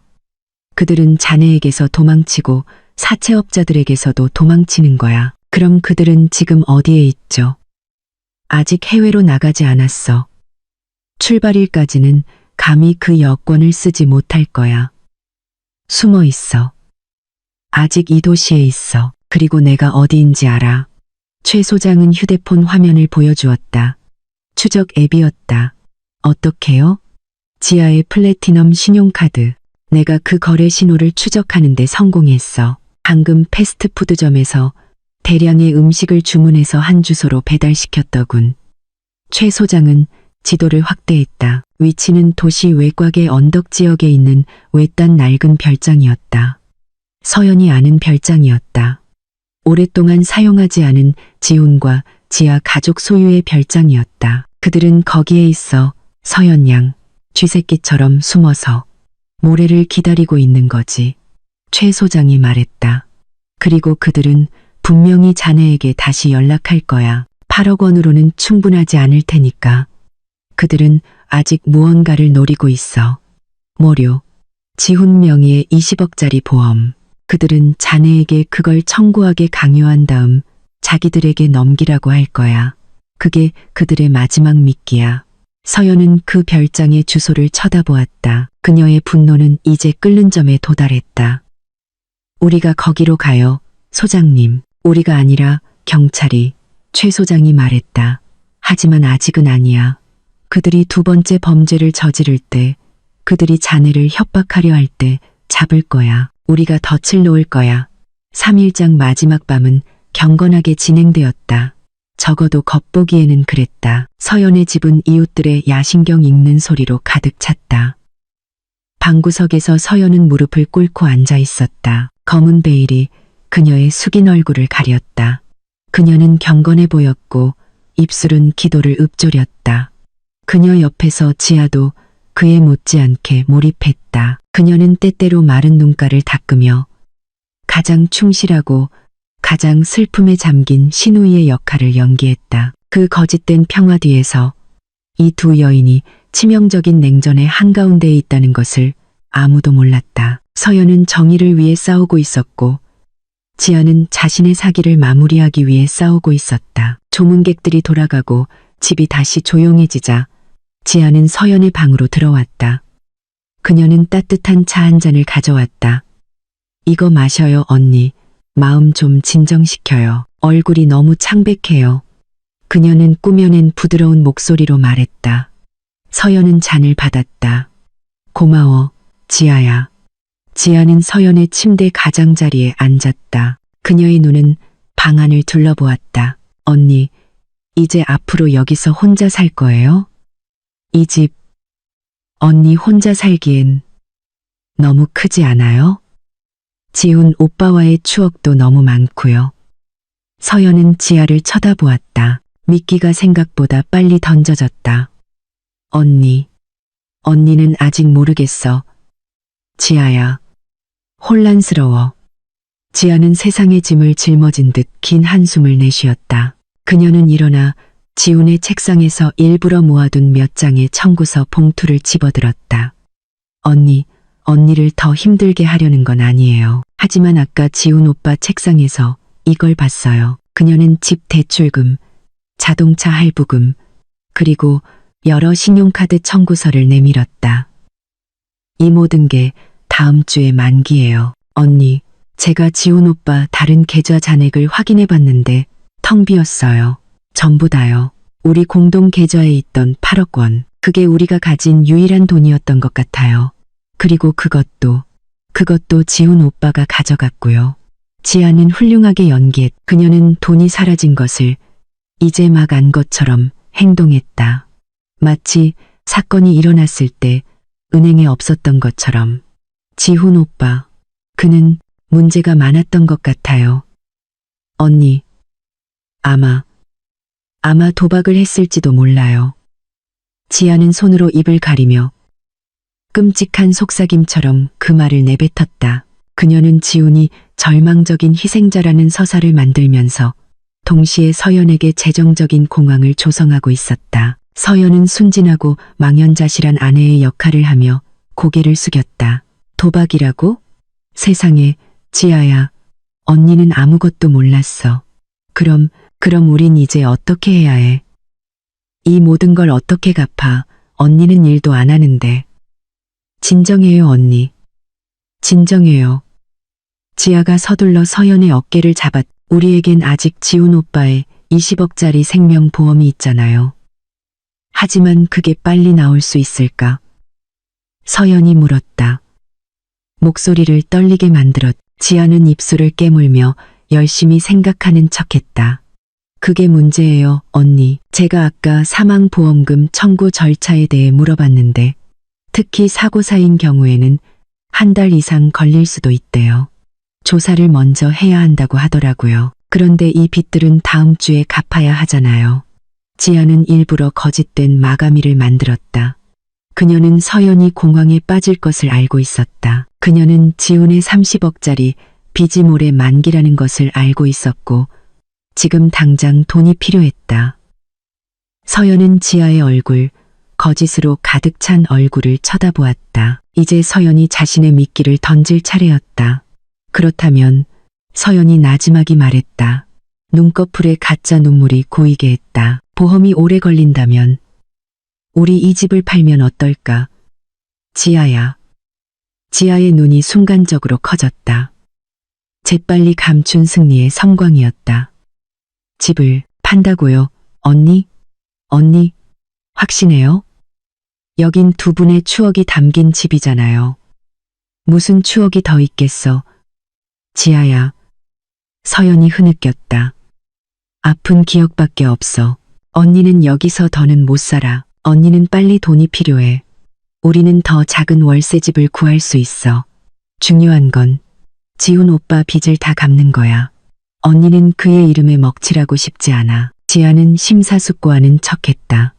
그녀는 이것이 보험을 기다리는 것보다 훨씬 낫다는 것을 알고 있었다. 집은 확실한 현금 자산이었다. 지훈은 분명히 기뻐할 것이다. 좋은 생각이에요, 언니. 지아가 마침내 단호한 어조로 말했다. 어쩌면 이게 정말 해결책일지도 몰라요. 하지만 집을 파는 것도 시간이 걸리잖아요. 광고도 내야 하고 구매자도 찾아야 하고. 언니는 방법을 몰라. 지아야, 언니는 그냥 너한테 맡길게. 네가 도와줄 수 있지? 서연이 간청했다. 지아는 옅은 미소를 지었다. 사실 정말 우연히도 언니, 제 오랜 친구 중에 부동산 개발업자가 있어요. 그는 이런 지역에서 리모델링할 집을 자주 찾거든요. 그는 보통 현금으로 지불해요. 서연은 숨을 참았다. 정말이야. 지아야. 현금으로. 네. 그 사람이 좀 독특해서요.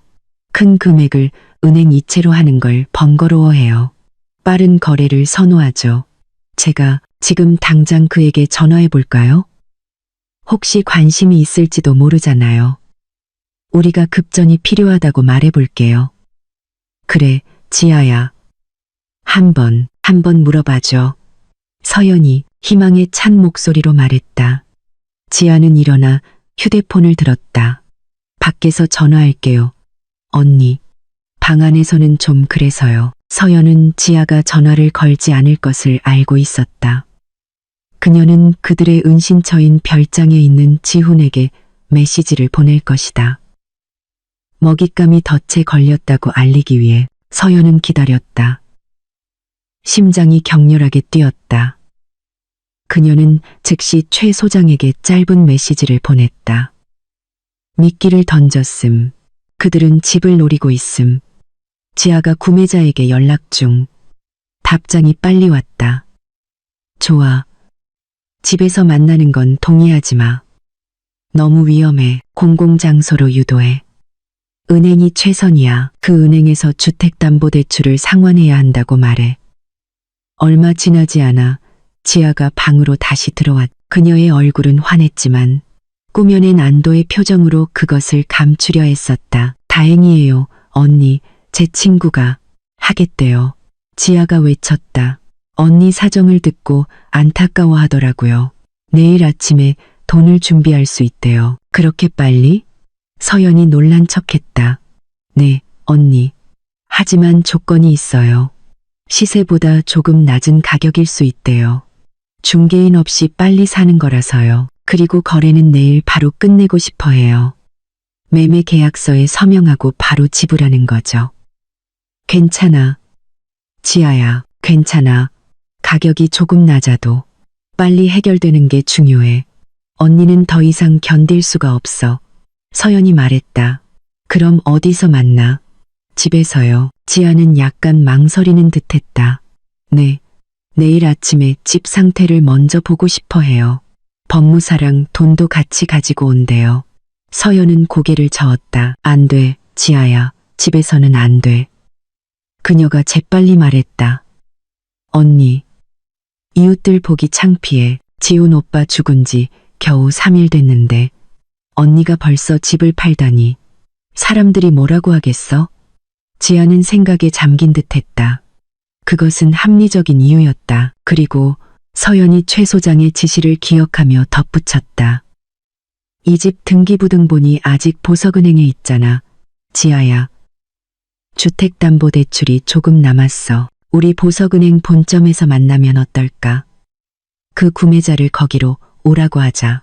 그가 돈을 지불하면 바로 대출을 갚고 원본 등기부등본을 받을 수 있잖아. 서로에게 좋지. 지아는 침묵했다.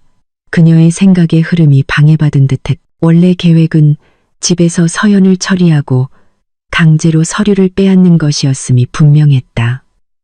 은행에서요? 지아가 반복했다. 좀 번거로운데요, 언니. 오히려 더 안전하잖아, 지아야. 큰돈 거래잖아.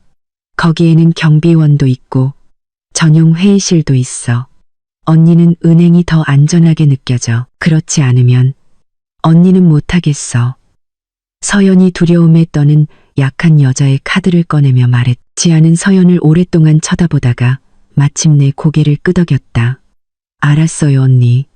언니가 원한다면 보석은행 본점에서 하죠. 제 친구에게 그렇게 전할게요. 분명 이해해 줄 거예요.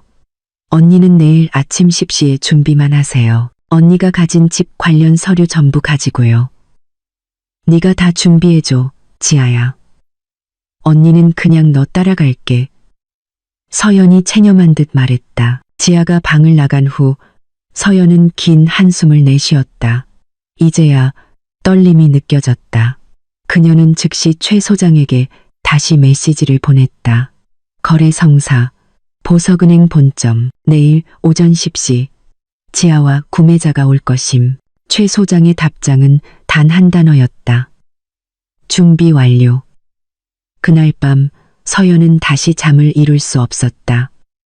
슬픔 때문도 두려움 때문도 아니었다. 내일 그녀의 삶을 파괴한 사람들과 직접 마주해야 했기 때문이었다. 내일은 심판의 날이었다. 오전 9시 30분.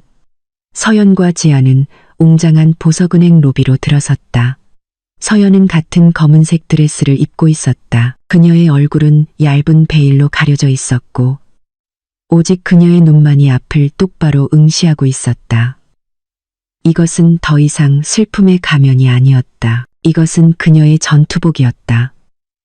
그녀 옆에 지아는 긴장해 보였다.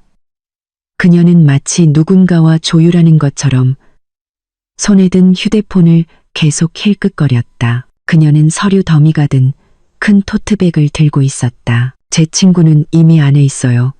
언니, VIP 회의실에요. 가요. 지아의 목소리가 약간 떨렸다. 긴장 때문인지 아니면 기대 때문인지 서연은 고개를 끄덕이며 지아의 발걸음을 따랐다. 그녀는 눈초리로 최 소장을 볼 수 있었. 그 중년 남자는 로비의 대기 소파 중 하나에 편안하게 앉아 신문을 읽고 있었고 전혀 눈에 띄지 않았다. 그녀는 또한 VIP실 입구 근처에 서 있는 그녀가 모르는 건장한 얼굴의 경비원 2명을 추가로 보았다. 최 소장의 팀은 이미 자리를 잡고 있었다. 지아는 반투명 유리로 된 회의실 문을 열었. 안에는 짧은 소매의 화려한 셔츠를 입은 건장한 남자가 이미 앉아서 기다리고 있었다. 그의 얼굴은 굳어 있었다. 서연은 그를 몰랐다. 그는 분명히 지훈이 아니었다. 지훈이 자신의 얼굴을 드러낼 만큼 어리석지는 않았을 것이다. 이자는 분명 고용된 사람일 것이다. 서연 언니, 이쪽은 김철수 씨, 집 구매자세요. 지아가 말했다. 그녀의 목소리는 억지로 친절하게 꾸며졌다. 김철수 씨, 이쪽은 소유주이신 이서연 씨입니다. 김철수라는 남자는 퉁명스럽게 고개를 끄덕일 뿐 그의 시선은 차가웠다. 안녕하세요. 부인께서 겪으신 일에 대해 유감스럽게 생각합니다. 그는 아무런 동정의 기미 없이 말했다. 시작할 수 있을까요? 시간이 별로 없습니다. 물론이죠. 물론입니다. 지아가 서둘러 주도권을 잡았다. 그녀는 앉아서 가방에서 서류를 꺼내기 시작했다. 여기요, 선생님. 이건 등기부 등본 사본, 건축물 대장, 그리고 작년 재산세 고지서입니다. 원본은 은행 금고에서 가져오는 중이고요. 서연은 그 남자 맞은편에 조용히 앉아 있었다. 필요 없습니다. 김철수 씨가 말했다. 이미 믿습니다. 중요한 건 이 매매 계약서입니다. 그는 자신의 가방에서 서류철 하나를 꺼냈다. 이건 제 법무사가 준비한 매매 계약서입니다. 부인께서는 여기에 서명만 하시면 됩니다. 그 후에 제가 이체를 진행하겠습니다.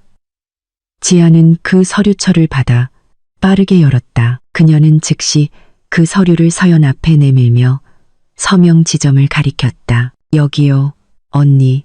서명만 하면 돼요. 서연은 그 종이를 쳐다보았다. 거기에는 그녀의 이름이 적혀 있었고 그녀의 집을 이 낯선 남자에게 시세보다 훨씬 낮은 가격에 판다고 되어 있었다. 펜이요, 언니. 지아가 펜을 내밀며 재촉했다. 서연은 그 펜을 들었다.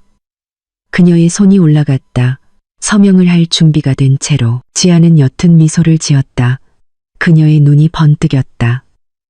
김철수 씨는 몸을 앞으로 기울이며 기다렸. 그리고 서연은 펜을 다시 내려놓았다. 못하겠어요. 그녀가 조용히 말했다.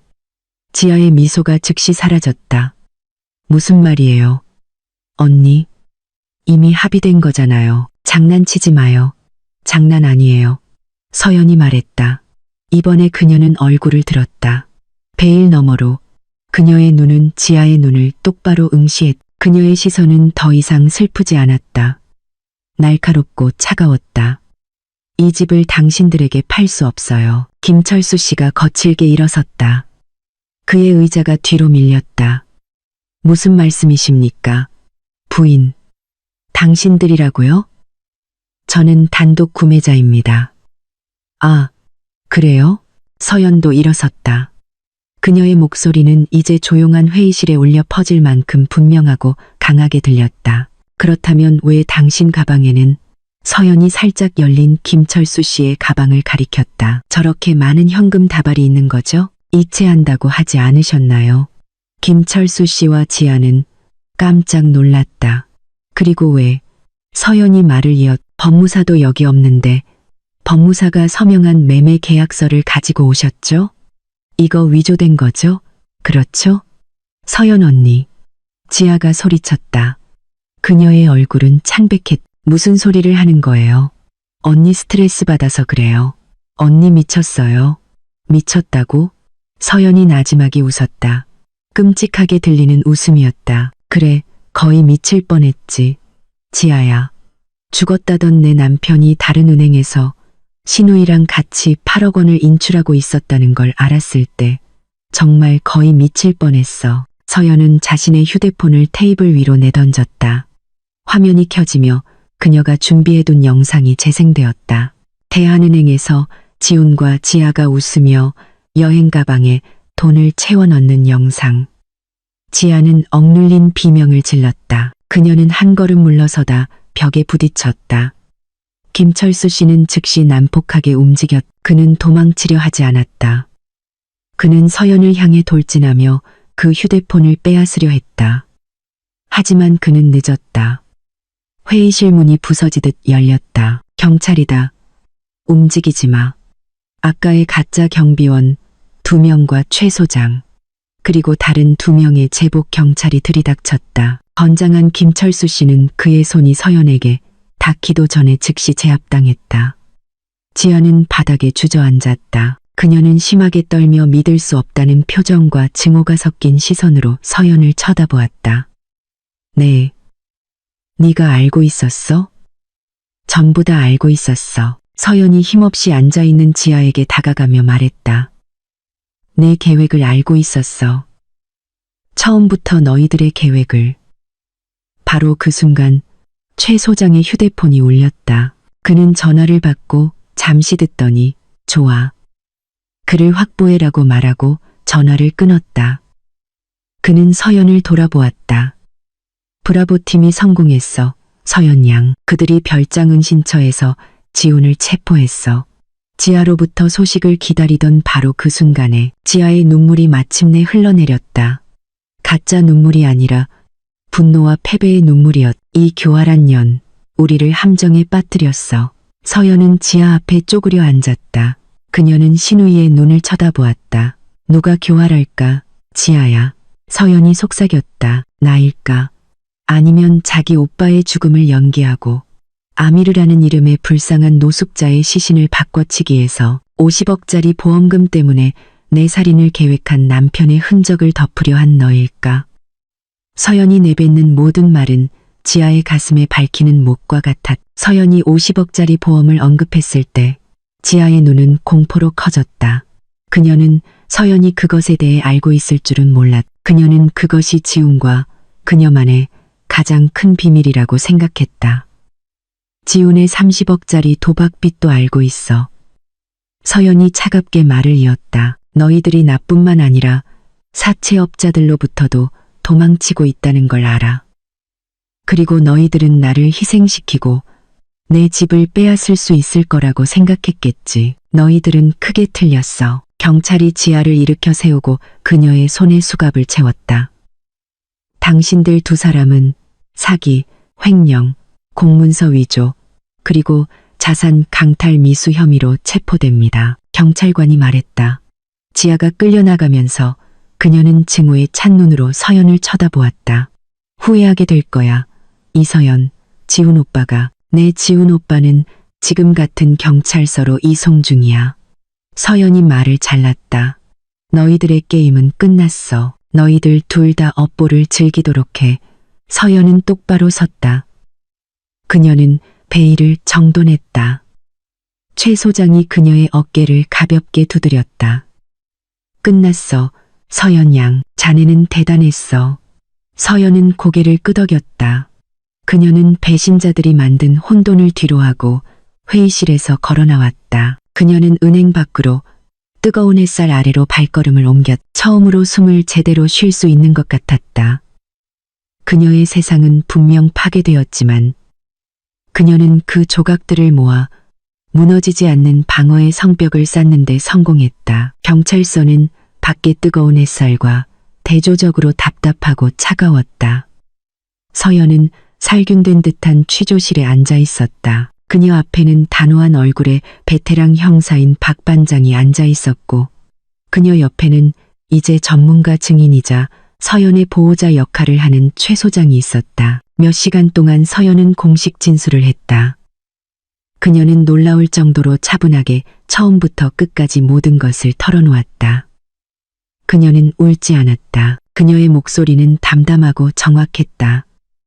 마치 자신의 남편의 배신을 까발리는 것이 아니라 일기예보를 읽는 것 같았다. 그녀는 무미건조하게 느껴졌던 그날 아침의 작별 인사, 지하의 다급한 문 두드림, 거짓 사망 소식부터 시작했다. 그리고 전환점이 되었던 은행 매니저 김 팀장으로부터의 전화. 그녀는 지훈과 지아가 웃으며 그들의 저축을 훔쳐가는 은행 CCTV 녹화 영상 사본을 보여주었다. 그녀는 지아가 부패한 병원 직원의 도움을 받아 데이터를 교환하고 아미르라는 노숙자의 시신을 이용해 어떻게 교묘하게 가짜 장례를 치렀는지 설명했다. 그녀의 증언의 절정은 두 개의 보험 증권 파일을 제출했을 때였다. 첫 번째는 지훈 명의의 20억 원짜리 보험으로 그녀는 이것이 주의를 분산시키기 위한 미끼라고 확신했다. 그리고 두 번째는 젓갈색 파일, 그녀 자신의 이름으로 된 50억 원짜리 생명보험 증권이었다. 그들은 제 죽음을 계획했습니다. 반장님, 서연이 조용히 말했지만 그녀의 시선은 날카롭게 꿰뚫는 듯했다. 공동계좌의 8억 원은 단지 용돈이었을 뿐입니다. 이 50억 원이 주된 목표였어요. 제 남편, 박지훈은 슬픔에 잠긴 호라비로서 부유하게 살기 위해 저를 죽일 계획을 세웠습니다. 박 반장은 얼굴을 쓸어내렸다. 그는 오랫동안 근무했지만 이렇게까지 치밀하고 잔인한 사건은 드물었다. 그리고 그 동기를 알고 계시는군요. 최 소장이 대신 대답했. 증거는 이미 제출했습니다. 박지훈은 모레 만기인 30억 원의 온라인 도박 빚에 쪼들리고 있었습니다. 그는 절망적이었죠. 아내를 죽이는 것이 가장 빠른 해결책이었을 겁니다. A안은 실패했습니다. 서연이 말을 이었다. 그래서 그들은 B안으로 전환했죠. 사채업자들로부터 도망치기 위해 지훈의 죽음을 위조하고 현금을 가지고 도망치는 겁니다. 오늘 그들이 팔려던 제 집은 싱가포르로 도망치기 전에 빼앗고 싶었던 마지막 보너스였을 겁니다. 박 반장은 고개를 끄덕였다. 진술이 완벽합니다. 이서연 씨. 증거도 매우 확실하고요. 우리 팀은 이미 김철수와 그 병원 직원을 확보했습니다. 그들이 입을 열기 시작했습니다. 바로 그때 방문이 열리고 젊은 경찰관이 들어왔다. 반장님, 용의자 박지훈이 별장 급습 현장에서 도착했습니다. 옆방으로 데려가겠습니다. 아니, 박 반장이 갑자기 서연을 쳐다보며 말했다. 이리 데려와. 최 소장이 서연을 돌아보았다. 서연 양, 준비됐나? 서연은 고개를 끄덕이며 등을 곧게 폈다. 준비됐습니다. 잠시 후 문이 다시 열렸다. 2명의 경찰관이 지훈을 끌고 들어왔다. 그는 엉망이었다. 그의 고급 셔츠는 구겨졌고 머리는 헝클어졌다.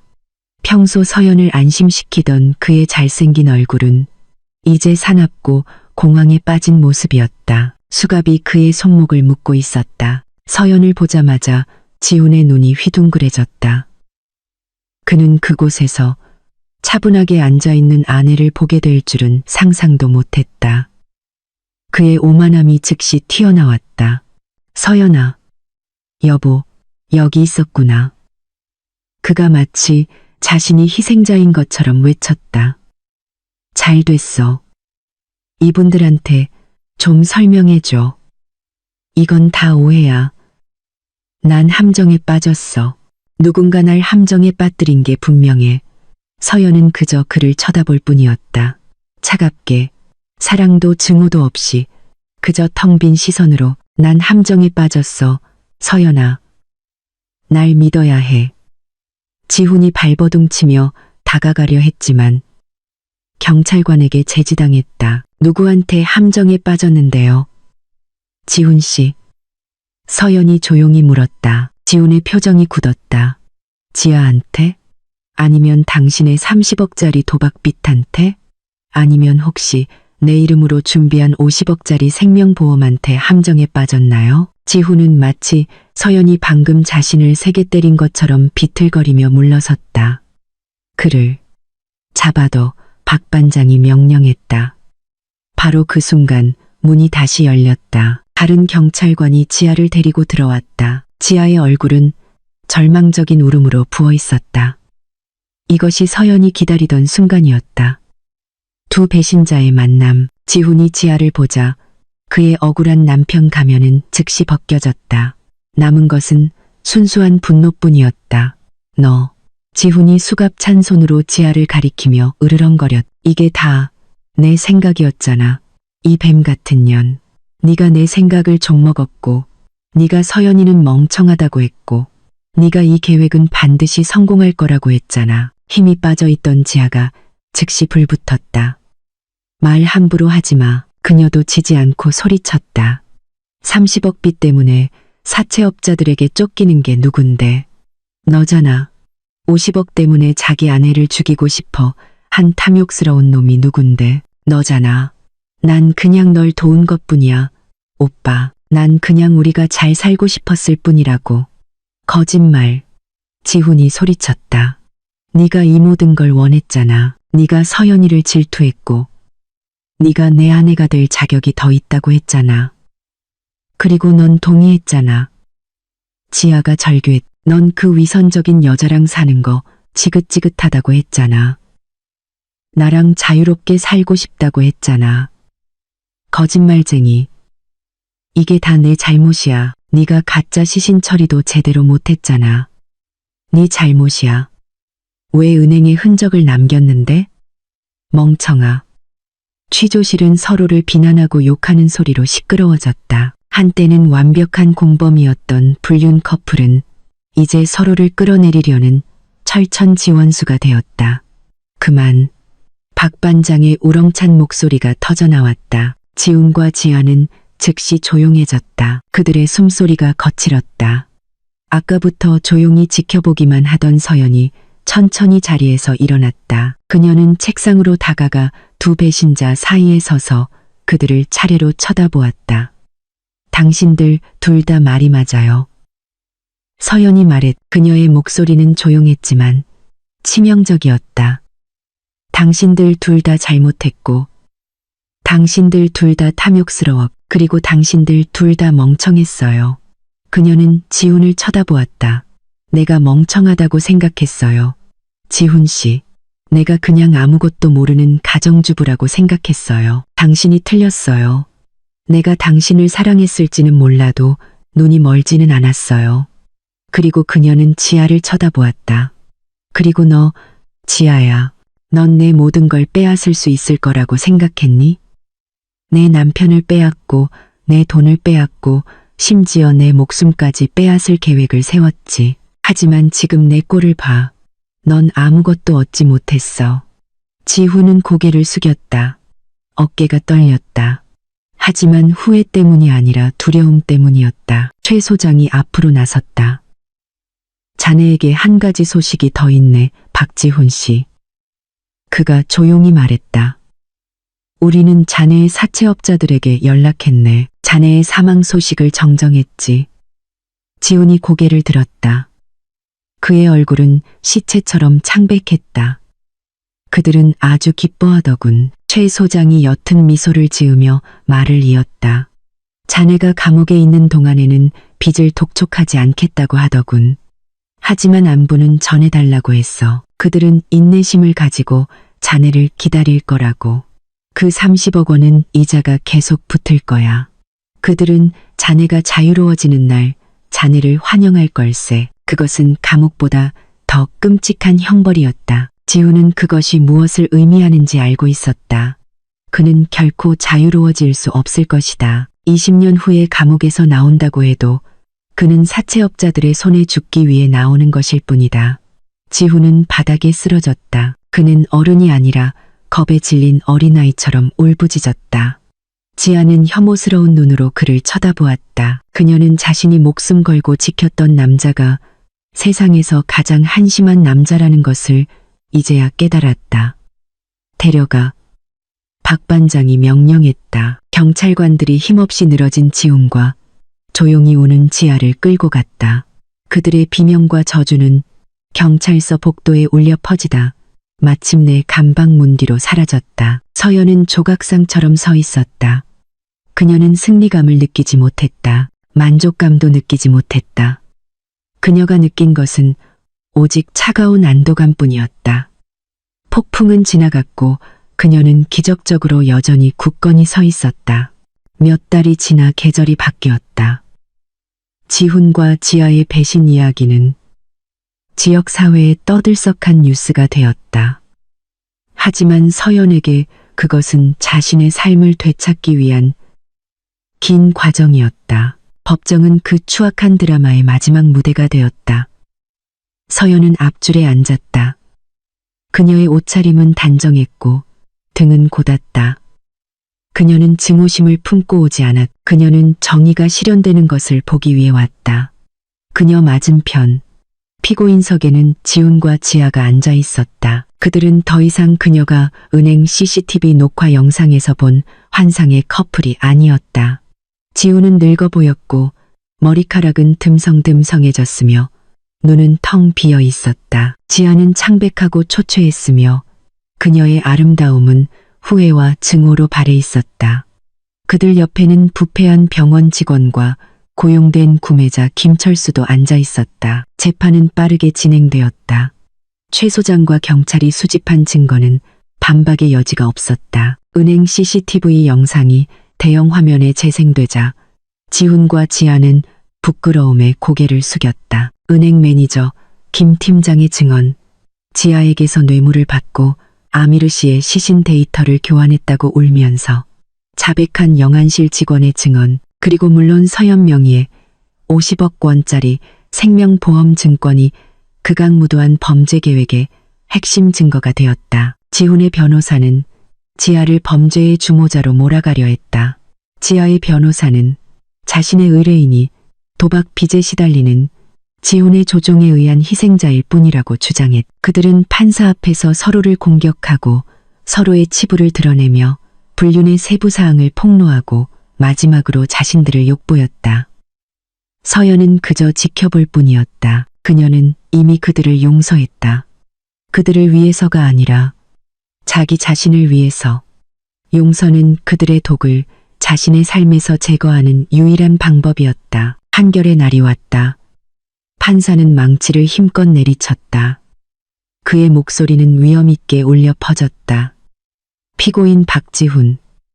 판사가 말했다. 사기, 가사 횡령, 공문서 위조, 그리고 살인 예비 음모죄가 유죄로 인정됨을 선고한다.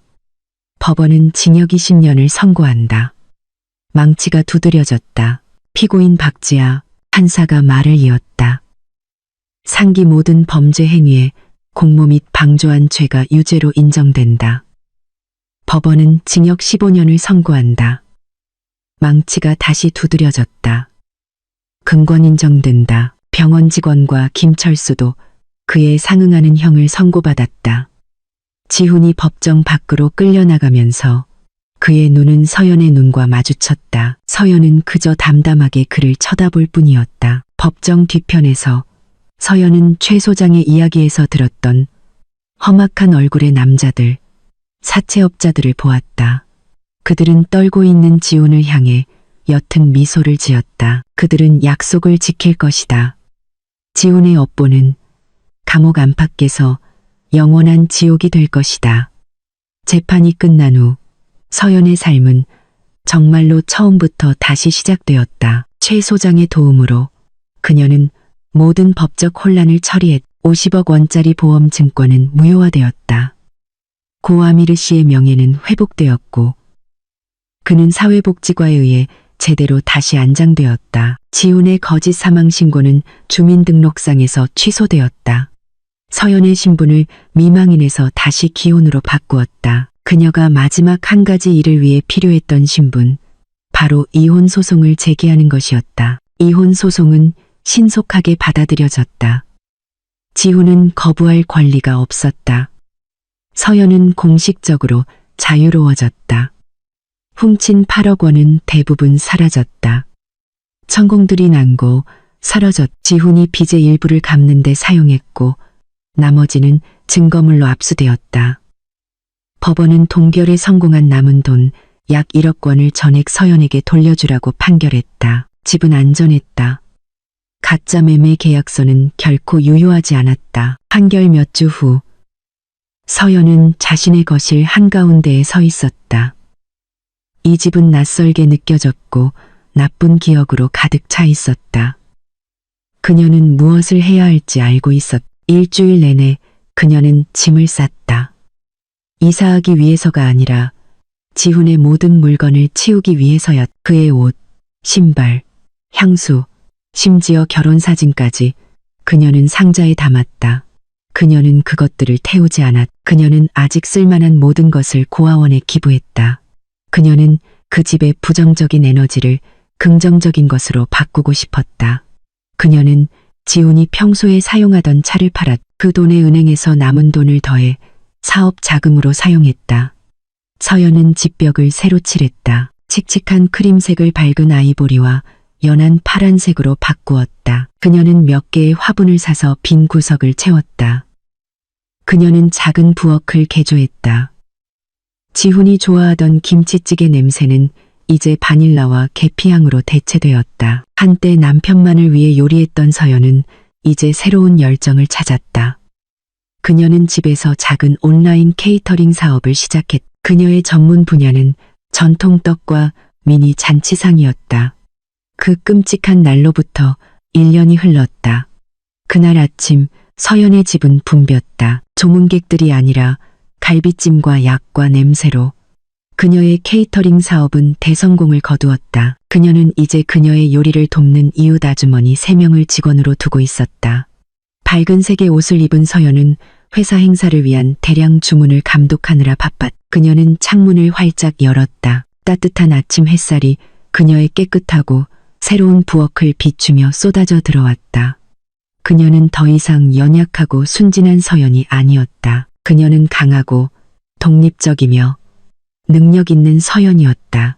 테이블 위에 휴대폰이 진동했다. 최 소장으로부터 메시지가 왔다. 좋은 아침, 서연 양. 그냥 소식 전해주려고. 자네 사건 파일은 공식적으로 영구 종결됐네. 모든 법적 절차는 끝났어.